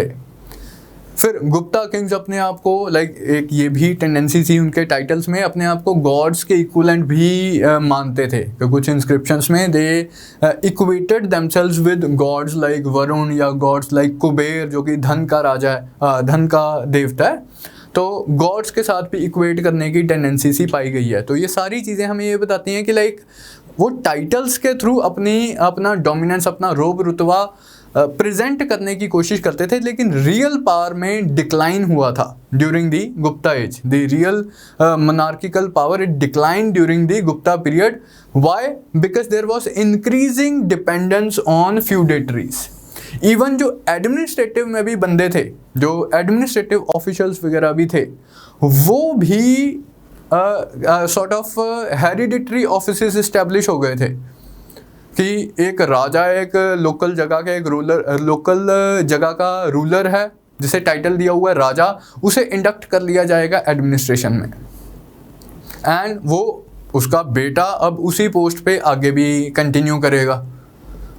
तो इस तरह से मतलब हेरिडिटरी ऑफिसेस इस्टेब्लिश हो गए थे, एलिमेंट्स ऑफ फ्यूडलिज्म इंट्रोड्यूस हो गए थे, लैंड बेस्ड कंट्रोल स्टार्ट हो गया था कि अपने ऑफिसर्स को कैश में नहीं पे किया जाता था। अब ये प्रैक्टिस स्टार्ट हुई in the later Gupta period कि ऑफिसर्स को कैश में पे करने की बजाय लैंड ग्रांट्स के थ्रू पे करना स्टार्ट कर दिया। देयर वाज फिस्कल क्राइसिस आ गया था, फिस्कल क्राइसिस की वजह से स्कार्सिटी ऑफ कैश आ गया था। अब स्कार्सिटी ऑफ कैश को किस तरह से हैंडल किया जाए कि अपने ऑफिसर्स को लैंड ग्रांट्स के थ्रू पे करना स्टार्ट कर दो। अभी पहले तो लैंड ग्रांट्स दी जाती थी ब्राह्मण्स को रिलीजियस पर्पसेस की वजह से, रिलीजन की स्टडी के लिए, रिलीजन की प्रमोशन के लिए। अब ऑफिसर्स को भी लैंड ग्रांट्स देनी हमने स्टार्ट कर दी। उससे क्या आएगा कि अब वो लैंड के ऊपर उस ऑफिसर का कंट्रोल हो गया। लैंड आपने जब ग्रांट की तो उस ऑफिसर का लैंड के ऊपर कंट्रोल हो गया। इससे डिसेंट्रलाइजेशन प्रमोट हुई। क्यों? क्योंकि सिर्फ लैंड ही नहीं दी जाती थी। मैंने आपको बताया कि कॉपर प्लेट इंस्क्रिप्शन से हमें इंफॉर्मेशन मिलती है कि लैंड के साथ साथ एडमिनिस्ट्रेटिव राइट्स, जुडिशियल फंक्शंस, ये सारी, राइट टू कलेक्ट टैक्सेस, ये सारी चीज़ें भी ग्रांट की जाती थी कि भाई तू ऑफिसर है या तू ब्राह्मण है, किसी भी केस में, दोनों ही केसेस में तेरे को जब ये लेट्स से 100 विलेजेस की लैंड ग्रांट दी जा रही है तो इन 100 विलेजेस में जो लोग रह रहे हैं इनको जस्टिस भी तू डिस्पेंस करेगा, इस रीजन को एडमिनिस्टर भी तू करेगा, एंड यहाँ के लोगों से टैक्सेस भी तू कलेक्ट करेगा, एंड इन रिटर्न तुझे कोई टैक्सेस नहीं देना है, तूने बस दिवाली पे गिफ्ट दे देना है। वो भी ऑफिसर को बोला जाता था, ब्राह्मण को तो वो भी नहीं बोला जाता था कि तुमने कोई दिवाली पे गिफ्ट देना है। तो इस तरह से एलिमेंट ऑफ डिसेंट्रलाइजेशन इंट्रोड्यूस हो गया, क्योंकि वो जो पेजेंट है, अब peasant for all practical purposes would look up to that intermediary, उस राजा की तरफ, उस समानता की तरफ वो देखेगा। अगर कोई घर में चोरी हो जाती है, किसी से लड़ाई हो जाती है, तो जस्टिस मांगने वो कहाँ जाएगा? राजा के पास थोड़ी जाएगा, राजा के ऑफिसर्स के पास, जो जुडिशियल डिपार्टमेंट के ऑफिसर्स होंगे उनके पास थोड़ी जाएगा। वो अपने समानता के पास जाएगा, अपने लोकल राजा के पास जाएगा जिसे लैंड ग्रांट मिली थी। तो इस तरह से डिसेंट्रलाइजेशन इंट्रोड्यूस हुई during the Gupta age. Hence जो ब्यूरोक्रेसी थी वो उतनी ज़्यादा इलेबोरेट नहीं थी जितनी मौर्यन टाइम्स में हमने देखी कि हर फील्ड ऑफ एडमिनिस्ट्रेशन पे सेंट्रली अपॉइंटेड ऑफिसर्स वगैरह होते थे। इकोनॉमी के हर इकोनॉमिक एक्टिविटी को रेगुलेट करने की कोशिश की जा रही थी। तो वैसा कुछ नहीं है गुप्ता पीरियड में। एक बॉडी ऑफ सीनियर ऑफिसर्स होती थी जिसे बोलते थे कुमार अमात्यास। जितने भी मंत्री हैं, जितने भी प्रोविंशियल गवर्नर्स वगैरह हैं, या फिर डिस्ट्रिक्ट लेवल पे जो ऑफिसर्स वगैरह हैं, वो सारे इसी बॉडी ऑफ ऑफिसर्स में से एक काडर क्रिएट कर दिया, आईएएस का काडर बन गया। तो इंडियन एडमिनिस्ट्रेटिव सर्विसेज में से कोई डिप्टी कमिश्नर भी अपॉइंट होता है, कोई सेक्रेटरी भी अपॉइंट होता है, कोई किसी पोस्ट पे अपॉइंट होता है, कोई किसी पोस्ट पे अपॉइंट होता है। तो एक सीनियर काडर ऑफ ऑफिसर्स था कुमार अमात्यास, जहाँ से डिफरेंट पोस्ट वगैरह अपॉइंट किया जाता था, एंड इनमें एलिमेंट ऑफ हेरिडिटरी कंटिन्यूटी थी। अर्बन एडमिनिस्ट्रेशन के केस में एक यूनिक सी हमें चीज़ मिलती है during the Gupta period. Again one of the copper plate inscription से ही हमें ये इंफॉर्मेशन मिलती है। Role of corporate bodies. Otherwise तो nagarika was the head of the local administration, या जो भी, अगर वो जो सिटी है वो कोई प्रोविंस का भी हेडक्वार्टर है, प्रोविंशियल हेडक्वार्टर है, तो जो प्रोविंस का गवर्नर है उसकी रिस्पॉन्सिबिलिटी होगी सिटी एडमिनिस्ट्रेशन को भी हैंडल करना, और वो खुद से नहीं ये करेगा। कॉरपोरेट बॉडीज़ की मदद ली जाएगी अर्बन एडमिनिस्ट्रेशन को रन करने में।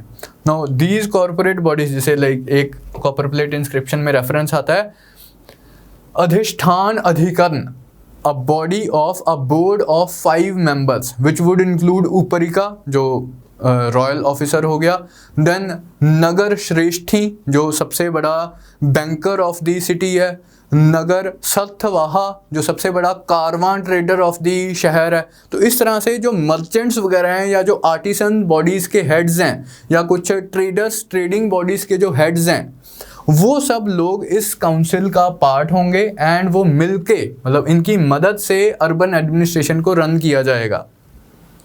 मिलिट्री ऑर्गेनाइजेशन भी फ्यूडल लाइंस पे ही ऑर्गेनाइज थी। किंग्स स्टैंडिंग आर्मी रखते थे, लेकिन सारी की सारी आर्मी इस तरह से स्टैंडिंग आर्मी नहीं होती थी। कुछ फ्यूडेटरी राजास कंट्रीब्यूट करते थे।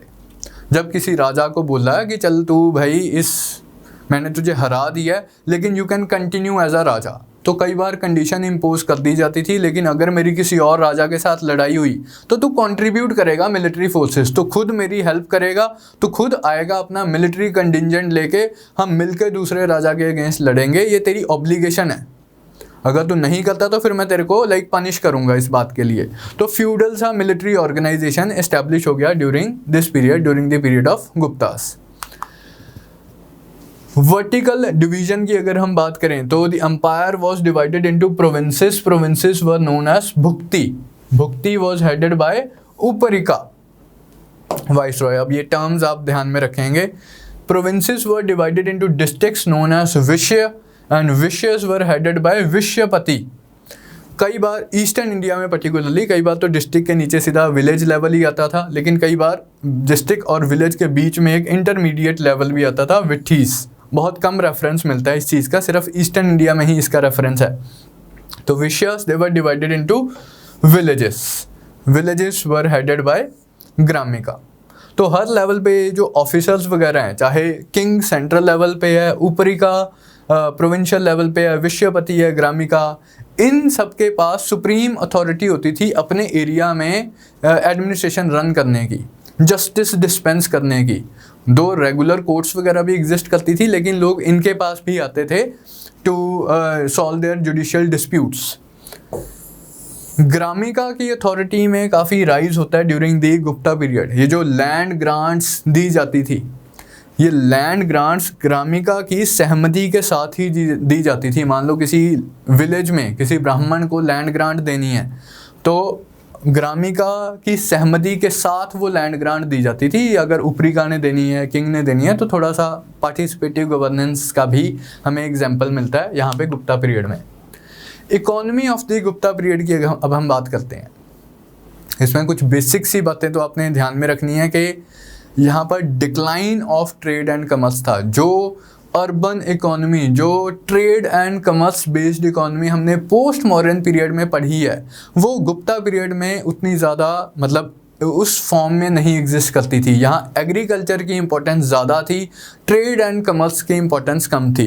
फिस्कल रिसोर्सेज में भी एग्रीकल्चरल टैक्सेस की इंपॉर्टेंस ज़्यादा थी, ट्रेड एंड कमर्स के ऊपर लगाए गए टैक्सेस, कर या शुल्क, उनकी इंपॉर्टेंस कम थी। भाग was usually like the land tax जो सबसे ज़्यादा इंपॉर्टेंट था।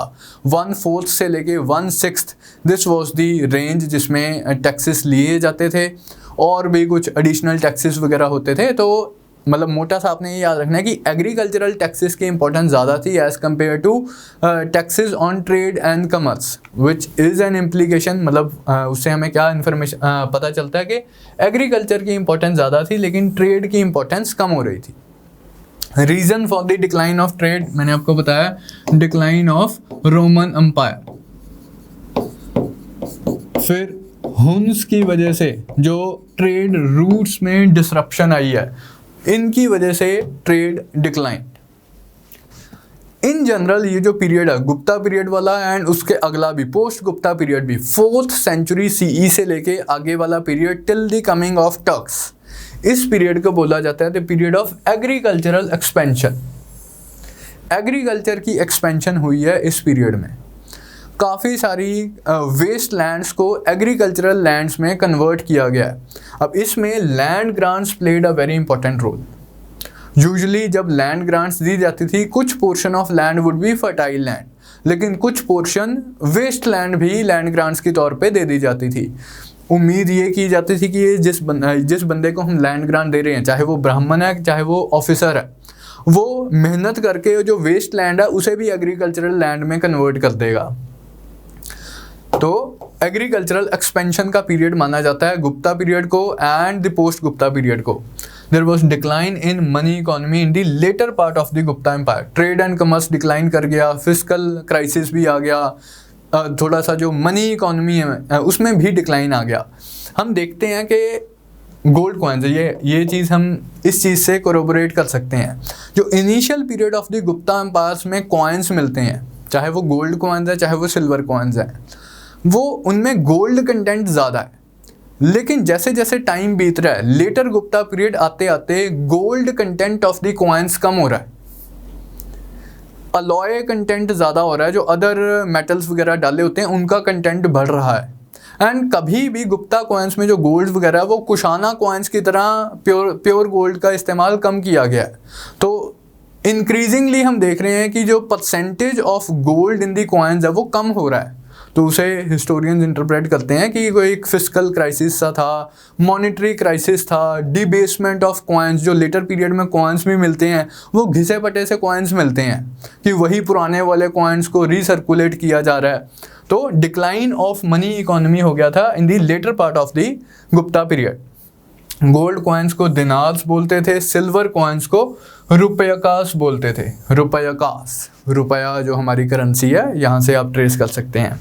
अदरवाइज मिडिवल पीरियड में शेरशाह सूरी ने तो रुपया ही कॉइन इंट्रोड्यूस कर दिया था, कॉइन का नाम ही था रुपया, यहाँ तो फिर भी नाम है रुपया का। तो ये इंपॉर्टेंट पॉइंट्स आप इकोनॉमी के कंटेक्स्ट में याद रखोगे। सोसाइटी के केस में क्या चेंजेस होती हैं गुप्ता पीरियड में as compare to the post modern period. Brahmin supremacy increased. आप देख ही रहे हो कि इतनी सारी लैंड ग्रांट्स दी रही हैं, लैंड ग्रांट्स दी जा रही हैं ब्राह्मण्स को, तो उससे ब्राह्मण्स का hold on the society increase हो रहा है। फिर new religions, new religious sects काफ़ी पॉपुलर हुई। भागवतिज्म, शैविज्म, जिनका राइज पोस्ट मॉडर्न पीरियड में होता है, ये पॉपुलर होती हैं गुप्ता पीरियड में। तो again Brahmans played a very important role in popularising these sects. Now this was the period of proliferation of caste। ये वाला पीरियड गुप्ता पीरियड भी है, इससे जो नेक्स्ट पीरियड है post modern period, post Gupta period, ये पीरियड जाने जाते हैं प्रोलिफरेशन ऑफ कास्ट के लिए, कि बहुत सारी कास्ट एग्जिस्टेंस में आई। ब्राह्मण्स में भी like eventually early medieval period में तो ब्राह्मण्स में भी सब डिवीजन, सब कास्ट वगैरह पैदा हो गई। वैश्य एंड शूद्र कैटेगरी में तो सब डिवीजन, बहुत सारी ढेरों सारी जातियां बन ही गई। इवन अपर कास्ट में भी, ब्राह्मण्स एंड क्षत्रियस में भी सब कास्ट इस्टेब्लिश हो गई। अब ये इतनी सारी जातियां क्यों हुई, इतनी सारी प्रोलिफरेशन ऑफ कास्ट क्यों हो रही है, मल्टीप्लिसिटी ऑफ कास्ट क्यों हो रही है? अब इसके लिए माना जाता है कि एक तो, जैसे मैं लास्ट क्लास में भी बात कर रहा था पोस्ट मौर्यवादी, जब हमने रिलीजन एंड सोसाइटी डिस्कस किया था, कि जो लोकल कल्ट्स वगैरह हैं उन्हें धीरे धीरे करके, लोकल ट्राइब्स वगैरह जो हैं उन्हें धीरे धीरे करके इनकॉर्पोरेट किया गया ब्राह्मणिकल फोल्ड में।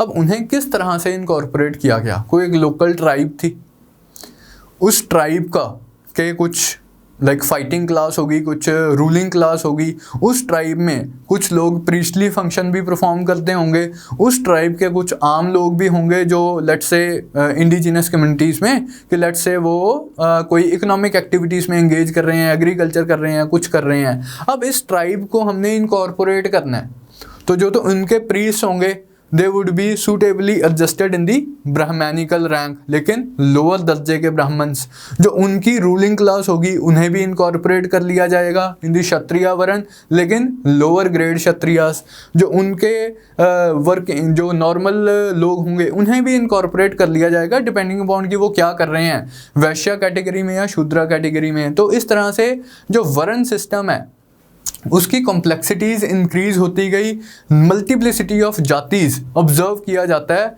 इन the Gupta period, in the post Gupta period ये ट्रेंड इंक्रीज होता रहेगा।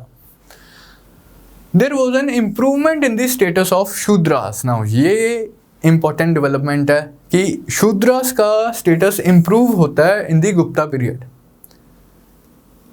According to the original fourfold Varn system, Shudras they were supposed to serve the upper three Varn। जो इकोनॉमिक एक्टिविटीज़ में एंगेज करना वो वैश्यास का काम होता था।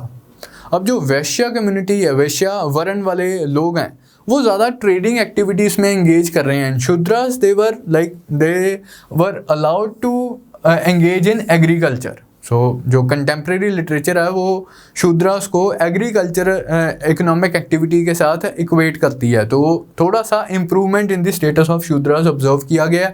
ये इम्प्रूवमेंट रिलेटिव भी हो सकता है, बिकॉज इस पॉइंट ऑफ टाइम पे हमने बात की थी चंडाल्स के बारे में,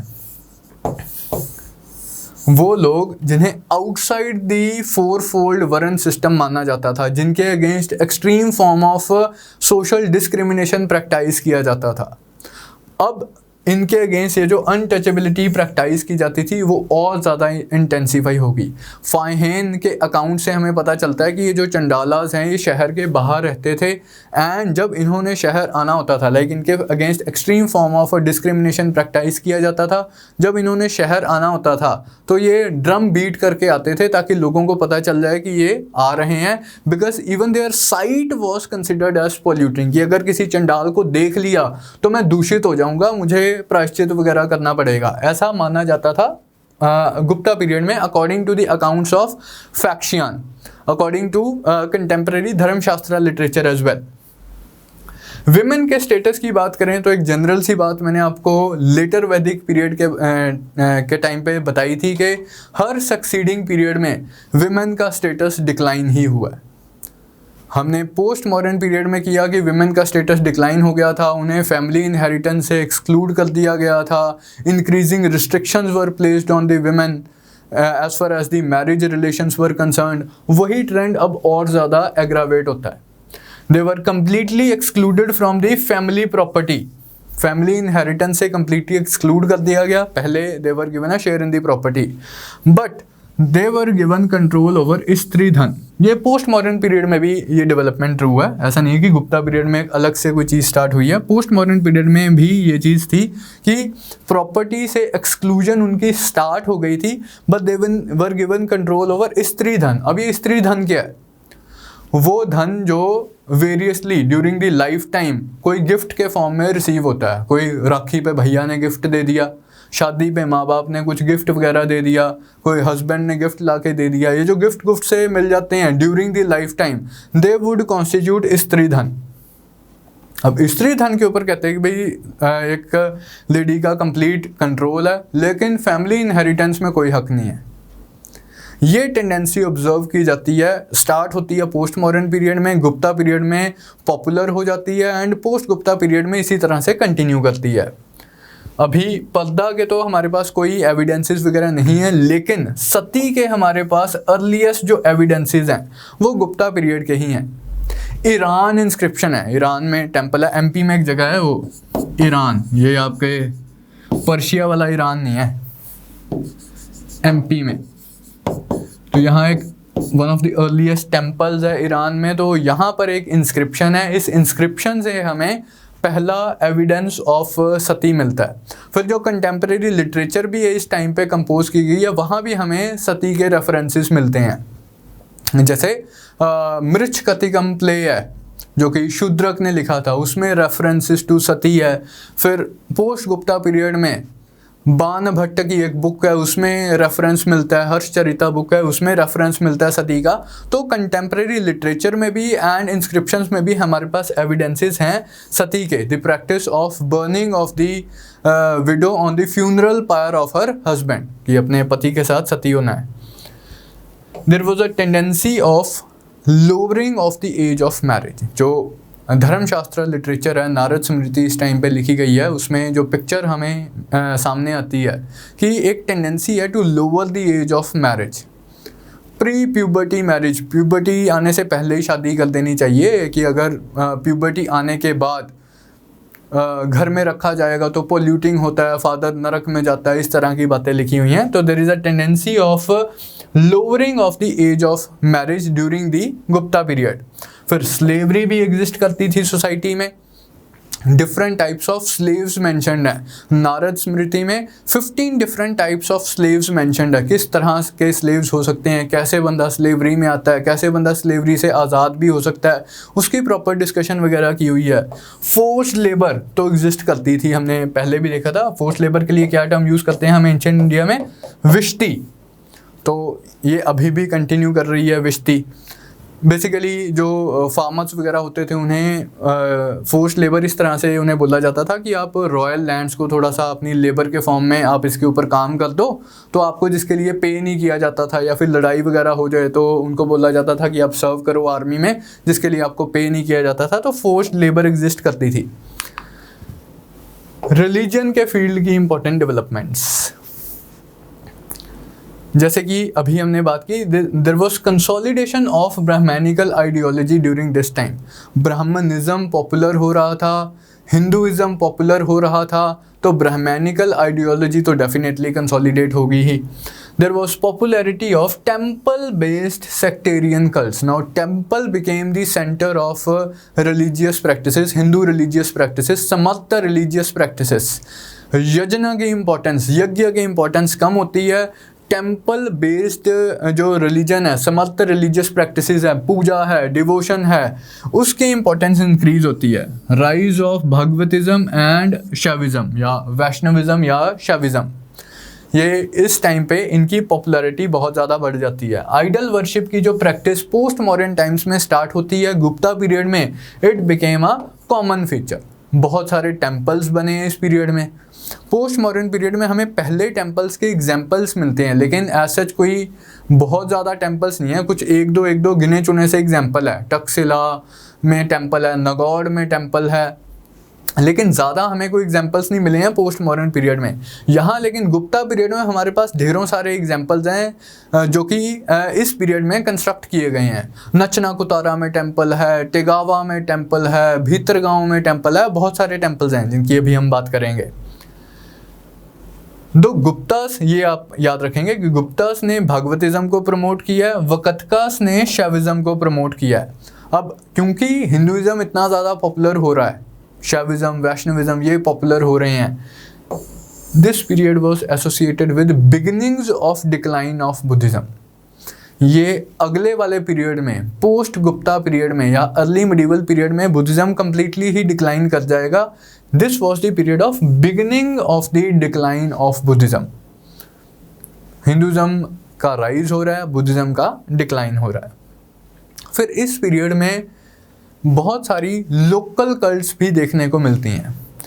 नागास की, नाग की वर्शिप, अप्सरास की वर्शिप, गंधर्वास की वर्शिप, सेलेस्टियल म्यूजिशियंस उनकी वर्शिप, यक्ष यक्षिणी जो पहले से चली आ रही है उनकी वर्शिप कंटिन्यू होती है। लेकिन एक इंटरेस्टिंग चीज़ ऑब्जर्व की जाती है, पहले भी जैसे यक्ष यक्षिणी की इमेज हमने देखा कि पोस्ट मॉडर्न टाइम्स में भी, पोस्ट मॉडर्न टाइम्स में भी इनकी इमेजेस कार्व आउट होती थी, शायद इनकी वर्शिप होती थी, लेकिन इनकी इंडिपेंडेंटली वर्शिप होती थी। कुछ सेट ऑफ लोग शायद एग्जिस्ट करते होंगे जो यक्षास की या यक्षिनीस की वर्शिप करते थे, जो नाग नागिनीस की वर्शिप करते थे।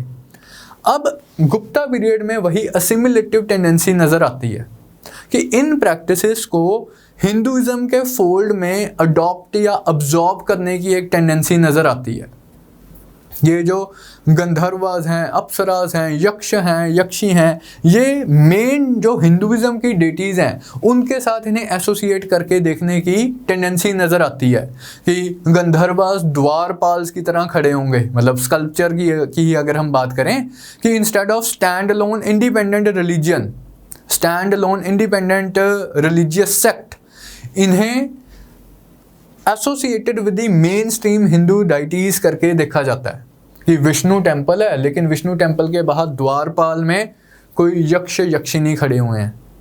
तो this was an attempt to assimilate those local cults and practices within the fold of Hinduism.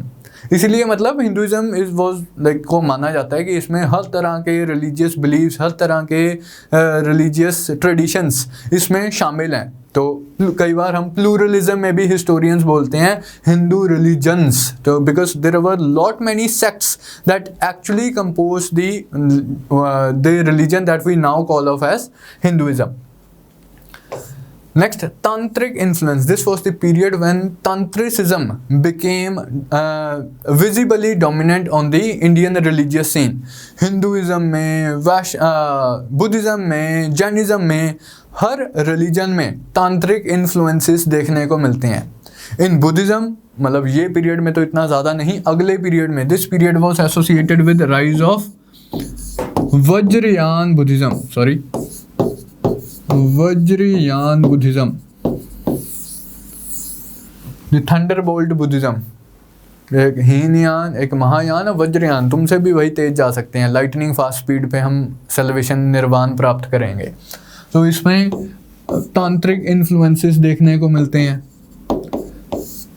Hinduism में पर्टिकुलरली शैविज्म के केस में कुछ तांत्रिक इन्फ्लुएंसेस देखने को मिलते हैं, जैनिज्म में भी कुछ तांत्रिक इन्फ्लुएंसेस देखने को मिलते हैं। तो tantric influences became visible on the Indian religious scene during this point of time. Then literature, अब हम उस एस्पेक्ट पे आते हैं कि Gupta age was known as classical age, the golden age, क्योंकि बहुत सारी लिटरेचर कंपोज की गई है इस पीरियड में। Sanskrit language assumed the classical form during the Gupta period. जो स्टैंडर्ड्स गुप्ता पीरियड ने सेट किए हैं संस्कृत लैंग्वेज के केस में, संस्कृत लिटरेचर के केस में, संस्कृत पोइट्री के केस में उन स्टैंडर्ड्स को आगे मतलब रेप्लिकेट करने की टेंडेंसी ऑब्जर्व की गई है कि हमने उस तरह की लिटरेचर कंपोज करनी है जैसी गुप्ता पीरियड में कंपोज की गई थी। रामायण, महाभारत, पुराण, इस टाइम पे this Itihasa Purana literature was given the final shape. Ramayana and Mahabharata को फाइनल शेप दी गई है। पुराणास की कंपोजिशन स्टार्ट हुई थी, आगे अगले वाला जो पीरियड है पोस्ट गुप्ता पीरियड में भी ये कंटिन्यू करेगी। धर्मशास्त्र लिटरेचर लिखी गई है, इसका नाम आप ऑलरेडी कर चुके हो, Narada Smriti. Kalidasa the famous playwright, the Shakespeare of India, इस टाइम पे ये रहते थे चंद्रगुप्त II की कोर्ट में। He was one of the 9 gems of Chandragupta II। Chandragupta II का बच्चे आप टाइटल याद रखना, विक्रमादित्य भी बोलते हैं इन्हें। तो some of his important compositions, Kalidasa की इम्पोर्टेंट कंपोजिशंस, इनकी पोम्स हैं मेघदूत, क्लाउड मैसेंजर। ऋतु संहार, इसमें सीजन्स के ऊपर डिस्कशन की गई है इस पोम में। मालविका अग्निमित्रम, ये प्ले है इनका। अग्निमित्र वो शुंगा डायनेस्टी के राजा थे, who was the hero of this play. Abhijnana Shakuntalam, Dushyanta and Shakuntala के बीच में जो लव स्टोरी है उसका रेफरेंस है। ये बहुत फेमस प्ले है कालिदास का, इसकी बहुत ज़्यादा ट्रांसलेशंस वगैरह भी हुई है to the other languages. Name a European language and you will have a translation of Abhigyan Shakuntalam in that. Kumar संभव, रघुवंश, तो ये some of the important compositions of Kalidas है, आप याद रखेंगे। शूद्रक्स, मृच्छकटिकम एंड भाषाश चारुदत्त, ये जो दोनों प्लेज हैं ये सेम ही थीम के ऊपर 2 प्ले लिखे गए हैं। मतलब भाषा ने अपना ये जो प्ले है वो पहले लिखा था, शूद्रक का जो प्ले है वो माना जाता है कि भाषा के ही प्ले के ऊपर बेस्ड था। तो इन दोनों ही स्टोरी प्लेज में लव स्टोरी का मेंशन है between Charudatta and Vasantasena. Vasantasena, ये चारुदत्त एक गरीब ब्राह्मण होता है लेकिन who gets attracted to a wealthy courtesan of Ujjain. Ujjain की एक गणिका होती हैं, एक अकम्पलिश्ड कोर्ट डांसर आप बोल सकते हैं या कोर्टिसन हो सकती है, जिसके तरफ ये अट्रैक्ट हो जाता है। तो इनकी लव स्टोरी के ऊपर बेस्ड ये प्ले है, Mrichchhakatikam as well as Charudatta. Vishakha Datta का फेमस प्ले मुद्र राक्षसा, जो कि मौर्यन पीरियड के बारे में हमें बताता है।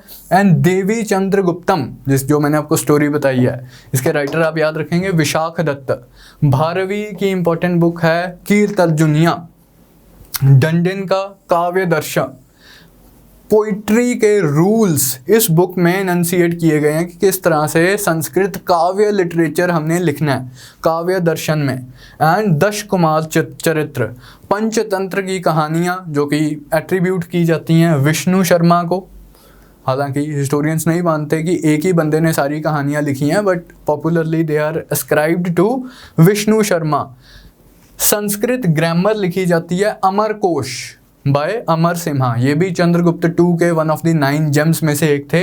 Amarkosh written by Amar Simha. इससे पहले महाभाष्य आप कर चुके हो जो लिखी थी पतंजलि ने पोस्ट मॉडर्न पीरियड में। उससे पहले आप अष्टाध्यायी कर चुके हो जो कि लिखी थी पाणिनि ने महाजनपद वाले पीरियड में। फिर Vatsyayana he wrote Kamasutra during this period. Kamasutra से भी काफ़ी सारी हमने हिस्टोरिकल इन्फॉर्मेशन डिराइव की है, बिकॉज जैसा कि मैंने आपको पहले बताया था कि जो धर्मशास्त्र लिटरेचर है वो तो नॉर्मेटिव लिटरेचर है, जो हमें बताती है कि ऐसे होना चाहिए। वो ब्राह्मण्स ने लिखी है, एक आइडियलिस्टिक व्यू प्रेजेंट करते हैं कि ब्राह्मण्स के पॉइंट ऑफ व्यू से ऐसे होना चाहिए।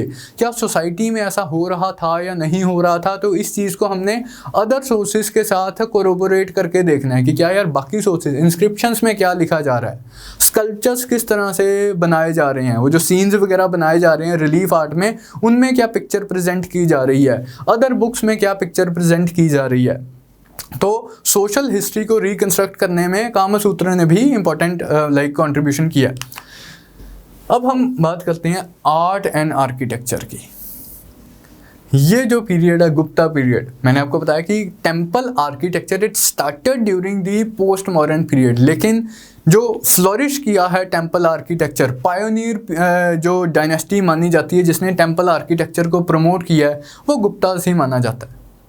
जो क्लासिकल टेम्पल का आर्किटेक्चर है कि किस तरह से टेम्पल्स बनने चाहिए, जो उसकी मेन फॉर्म्स वगैरह क्या होंगी, वो गुप्ता पीरियड में इवॉल्व होती हैं। And the style of temple architecture that was promoted by Guptas is known as Nagara style of temple architecture.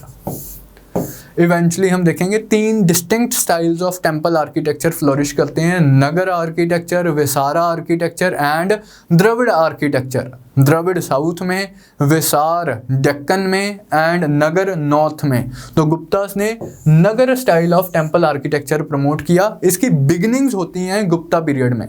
Eventually ये जो 3 फोल्ड डिवीजन है, नगर, विसार एंड द्रविड़ा, ये अर्ली मिडिवल पीरियड में कंक्रीटाइज होती हैं। तो जब हम अर्ली मिडिवल पीरियड करेंगे, उसका आर्ट एंड आर्किटेक्चर करेंगे, तो हम कंपैरेटिव एनालिसिस सा करेंगे कि नगर में क्या था, विसार में क्या था एंड द्रविड़ा में क्या था। तो अभी beginnings of Nagara architecture are trace to the Gupta period. तो हमें अर्लीस्ट एग्जांपल्स ऑफ टेम्पल्स वगैरह मिलते हैं, जैसे कि ब्रिक टेम्पल एट भीतरगांव। ये कुछ टेम्पल्स आप याद रखेंगे, भीतरगांव। इसी तरह से the temple at stone temple at Deogarh, फिर temple at Tigawa, temple at Eran, temple at Nachna Kuthara. ये कुछ टेम्पल्स हैं जिनका आप नाम याद रखोगे, नचना कुटारा।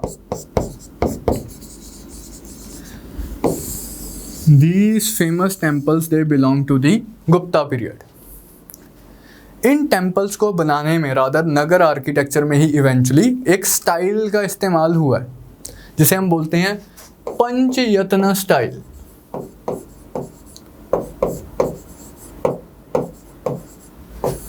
पंचयतना स्टाइल, 5 श्राइन्स कि जैसे इतनी सारी डेटीज़ हैं, एक मेन डेटी होती है जिसको टेम्पल डेडिकेटेड होता है, and then other deities of Hinduism है, उनके लिए भी श्राइन्स वगैरह बनाई जाती हैं। तो यूजुअली जो ट्रेंड सा होता है कि एक सेंटर में मेन श्राइन बना दी है, देन इधर कॉर्नर्स में जो अदर डेटीज़ हैं उनके लिए भी छोटी छोटी माइनर श्राइन्स बना दी हैं। तो ये जो सेंटर में main shrine and other auxiliary shrines in the corners, ये जो स्टाइल है इसके लिए हम वर्ड यूज़ करते हैं पंचयतना स्टाइल। तो ये गुप्ता आर्किटेक्चर का मेन फीचर है, पंचयतना स्टाइल ऑफ आर्किटेक्चर। ये आगे भी कंटिन्यू होता है अर्ली मिडिवल पीरियड में, लेकिन स्टार्ट हुआ है गुप्ता पीरियड में। नगर आर्किटेक्चर स्टार्ट होता है गुप्ता पीरियड में, ठीक है। नेक्स्ट केव आर्किटेक्चर। हमने अशोकास के साथ, मौर्यास के साथ केव आर्किटेक्चर की बिगिनिंग्स की थी, जो जैसे हमने Barabar hill caves and Nagarjuni hill caves देखे थे। इसी ट्रेंड को हमने आगे कंटिन्यू किया था पोस्ट मॉडर्न पीरियड में। इस पीरियड में भी केव्स कार्व आउट किए गए हैं and cave architecture is largely Buddhist. Gupta period में cave architecture is largely Buddhist. Temple architecture of course it is related to Hinduism, लेकिन cave architecture is essentially Buddhist. And जो most famous specimens of caves हैं, जिसकी ये image ही है, Ajanta caves. There are around 29 caves in Ajanta and all of them are Buddhist caves. Some of them are Chaitya, some of them are Viharas. Now this is entrance to one of the caves in Ajanta. Ajanta caves की एक खास बात है, आप ये देखो कि बहुत ही वर्टिकल सी वॉल के ऊपर ये कार्व आउट किए गए हैं। एक तो ये आप बुद्धिस्ट वाला पॉइंट याद रखोगे अजंता केव्स के कंटेक्स्ट में। दूसरा आर्किटेक्चर के पॉइंट ऑफ व्यू से, क्योंकि ये ऑलमोस्ट वर्टिकल सी क्लिफ के ऊपर कार्व आउट किए गए हैं, तो इन केव्स का कोई ऐसे वरांडा या कोर्टयार्ड नहीं है, सीधा मतलब डायरेक्टली ये केव ही स्टार्ट होता है। This is unlike Ellora. Early medieval period में, पोस्ट गुप्ता पीरियड में एलोरा केव्स कार्व आउट किए जाएंगे। एलोरा केव्स थोड़ी सी ढलान सी पे बनाए गए हैं, क्योंकि वो ढलान के ऊपर बनाए गए हैं तो उनका एक कोर्टयार्ड सा भी होता है, आगे ओपन स्पेस से भी होती है। ये वर्टिकल वॉल के ऊपर बनाए गए हैं, इसलिए इनका कोई कोर्टयार्ड नहीं है। तो ये आपने एक पॉइंट याद रखना है, they do not have courtyard.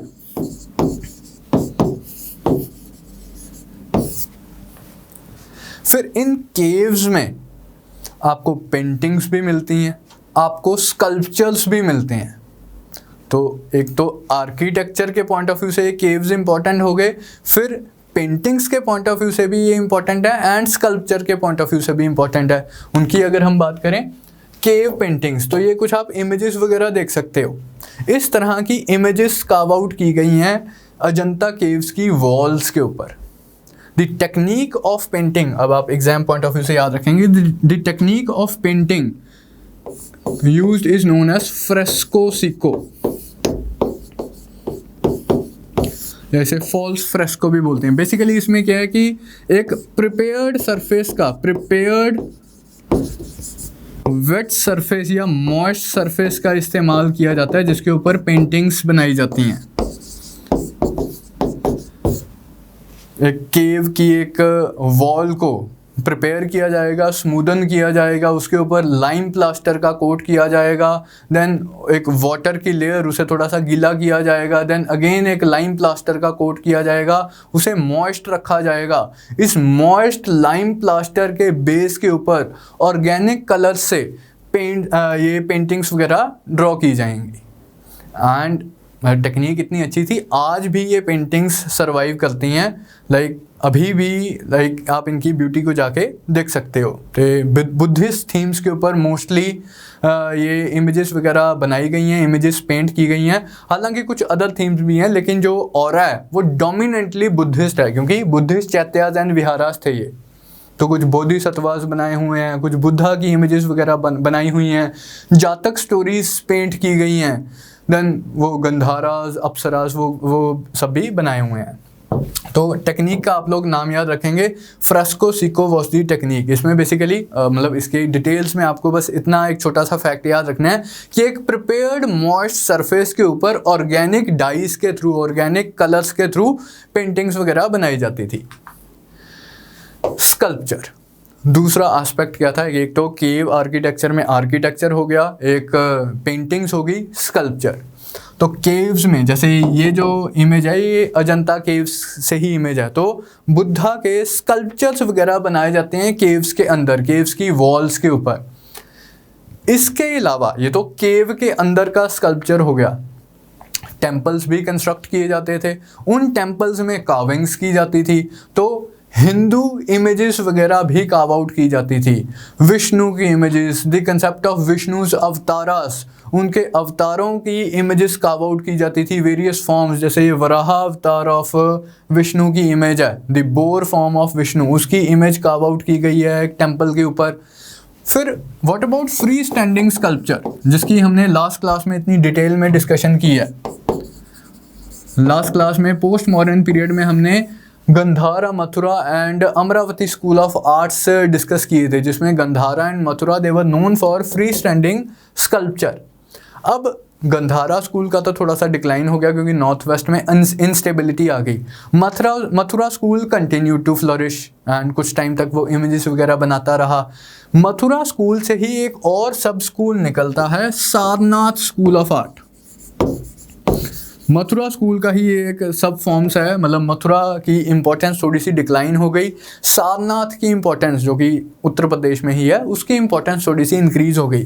तो जो बुद्ध इमेजेस सारनाथ स्कूल में कार्व आउट की गई हैं, सारनाथ में कार्व आउट की गई हैं, उनके बारे में बोलते हैं कि like they are the like the best specimens of art ever produced in ancient India। इतना ज़्यादा लाइक उन्हें अच्छे से कार्व आउट किया जाता था। बुद्ध की इमेज भी स्पिरिचुअल सी इमेज लगती है एंड जो हेलो है वो काफ़ी डेकोरेटेड सा हेलो है, ग्रेसफुल सी इमेज है। तो सारनाथ बुद्धास कार्व आउट किए गए हैं ड्यूरिंग दी गुप्ता पीरियड। तो केव स्कल्पचर्स हैं हमारे पास, टेम्पल स्कल्पचर्स हैं हमारे पास, हिंदू डिनोमिनेशंस के विष्णु एंड शिवा के वेरियस फॉर्म्स, अर्धनारीश्वर फॉर्म में हमारे पास इमेजेस हैं, शिवा के लिंग फॉर्म में हमारे पास इमेजेस हैं शिवा के, विष्णु के डिफरेंट अवतारास की इमेज है हमारे पास, बुद्ध की फ्री स्टैंडिंग इमेजेस हैं जो कि सारनाथ में कार्व आउट की गई हैं during this period.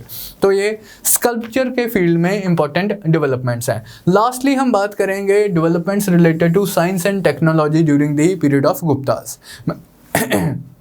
Metallurgical sciences का मैंने रेफरेंस लिया कि वो मेहरौली आयरन पिलर आज भी रस्ट फ्री मैनर में एग्जिस्ट कर रहा है, जो कि इतना गुप्ता टाइम्स में 1500 साल पुराना है वो पिलर, लेकिन अभी भी उसे रस्ट नहीं लगी है। तो मेटलर्जिकल साइंसेस तो डेवलप होंगी ही। फिर 3 पर्सनैलिटीज़ के नाम आप याद रखेंगे, Aryabhata, Varahamihira and Vagbhata. Aryabhata he wrote Aryabhatiya and Surya Siddhanta, पहले तो इनकी कंपोजिशंस आप ध्यान में रखोगे। Varahamihira he wrote Pancha Siddhantika and Brihat Samhita. Vagbhatt he wrote अष्टांग समग्रह। ये जो दोनों थे आर्यभट्ट एंड वराहमिहिर, ये एस्ट्रोलॉजर्स भी थे, एस्ट्रोनॉमिकल ऑब्जर्वेशंस भी करते थे, ये मैथमेटिशियन भी थे एंड फिलोसॉफिकल वर्क्स भी इनके हमें मिलते हैं। लेकिन मैथमेटिक्स एंड एस्ट्रोनॉमी के लिए ये ज़्यादा जाने जाते हैं। जैसे सूर्य सिद्धांत में Aryabhatta he talks about the eclipses, he talks about the rotation of the earth, the revolution of earth around the sun, revolution of moon around the earth, and इसी रोटेशन रेवोल्यूशन को वो रिस्पॉन्सिबल मानता है क्वाइट करेक्टली कि इनकी वजह से Eclipse आते हैं। मैथमेटिक्स में the value of pi, the value of pi, square root of 2 की वैल्यू, स्क्वायर रूट ऑफ 3 की वैल्यू, स्क्वायर रूट किस तरह से निकालना है, इस तरह की डिस्कशन। देन ग्राउंड ब्रेकिंग जो अचीवमेंट है, the use of zero, decimal system, place value system, ये सारे जो कंसेप्ट्स हैं ये डिस्कस किए जाते हैं इनकी बुक्स में, जैसे बृहद संहिता में, आर्यभट्टिया में। फिर आर्यभट्ट को फादर ऑफ अलजेब्रा भी बोला जाता है, अलजेब्रा के इंपॉर्टेंट कंसेप्ट्स वगैरह डिस्कस किए गए हैं। तो ये इंपॉर्टेंट बुक्स आप याद रखेंगे। आर्यभट्टिया ये प्राइमरली मैथमेटिक्स से डील करती है, सूर्य सिद्धांत एस्ट्रोनॉमी से डील करती है, पंच सिद्धांतिका 5 फॉर्म्स ऑफ नॉलेज इनसे डील करती है। ये इन जनरल ये कलेक्शन थी, मैथमेटिकल वर्क्स वगैरह इसमें इंक्लूड किए गए हैं। वाघभट्ट का अष्टांग समग्रह है, Vagbhata he worked in the field of medicine. 3 बंदे मेडिकल फील्ड्स में हमारे एंशिएंट इंडिया में इंपॉर्टेंट है, चरक, सुश्रुत एंड वाघभट्ट। चरक ने मेडिसिन के फील्ड के ऊपर अपना जो चरक संहिता है, it deals primarily in the field of medicine के कौन सी दवाई देनी है, बीमार हो जाए तो कैसे इलाज करना है, कौन सी जड़ी बूटी दी जा सकती है, इस तरह की बातें। सुश्रुत ने surgery was the main domain of Sushruta Samhita, कि ह्यूमन एनाटॉमी के ऊपर उसने डिस्कशन वगैरह किया है। वाघभट्ट ने various forms of medicine, 8 Ashtanga समग्रह, 8 fields of medicine different के आयुर्वेद में क्या है, इसमें क्या है, तो उसको कंबाइन करके इनकी बुक है अष्टांग समग्रह। तो ये 3 पर्सनैलिटीज़ के आप लोग नाम याद रखेंगे, गुप्ता पीरियड में ये एग्जिस्ट करती थी। इसके साथ हमारा जो गुप्ता एज वाला चैप्टर है वो कंप्लीट होता है। तो काफ़ी हमने मल्टीपल एस्पेक्ट्स डिस्कस किए गुप्ता एज के कंटेक्स्ट में, काफ़ी इंपॉर्टेंट डेवलपमेंट्स हुई हैं इस पीरियड में in the fields of politics as well as in the field of society. मतलब सोसाइटी में रिलीजन हो गया, इकोनॉमी हो गया, सोसाइटी सोशल डेवलपमेंट्स हो गई, वो सारी चीज़ें। तो इसी पीरियड ने, गुप्ता पीरियड ने फाउंडेशन रखी है अर्ली मेडिवल इंडिया की, पोस्ट गुप्ता पीरियड की, जिसके बारे में हम नेक्स्ट क्लास में स्टडी करेंगे। नेक्स्ट 2 क्लासेस हमारी अर्ली मेडिवल इंडिया पे चलेंगी। तो that is all as far as the Gupta period was concern. I hope the session was useful to you people. Thank you from my side.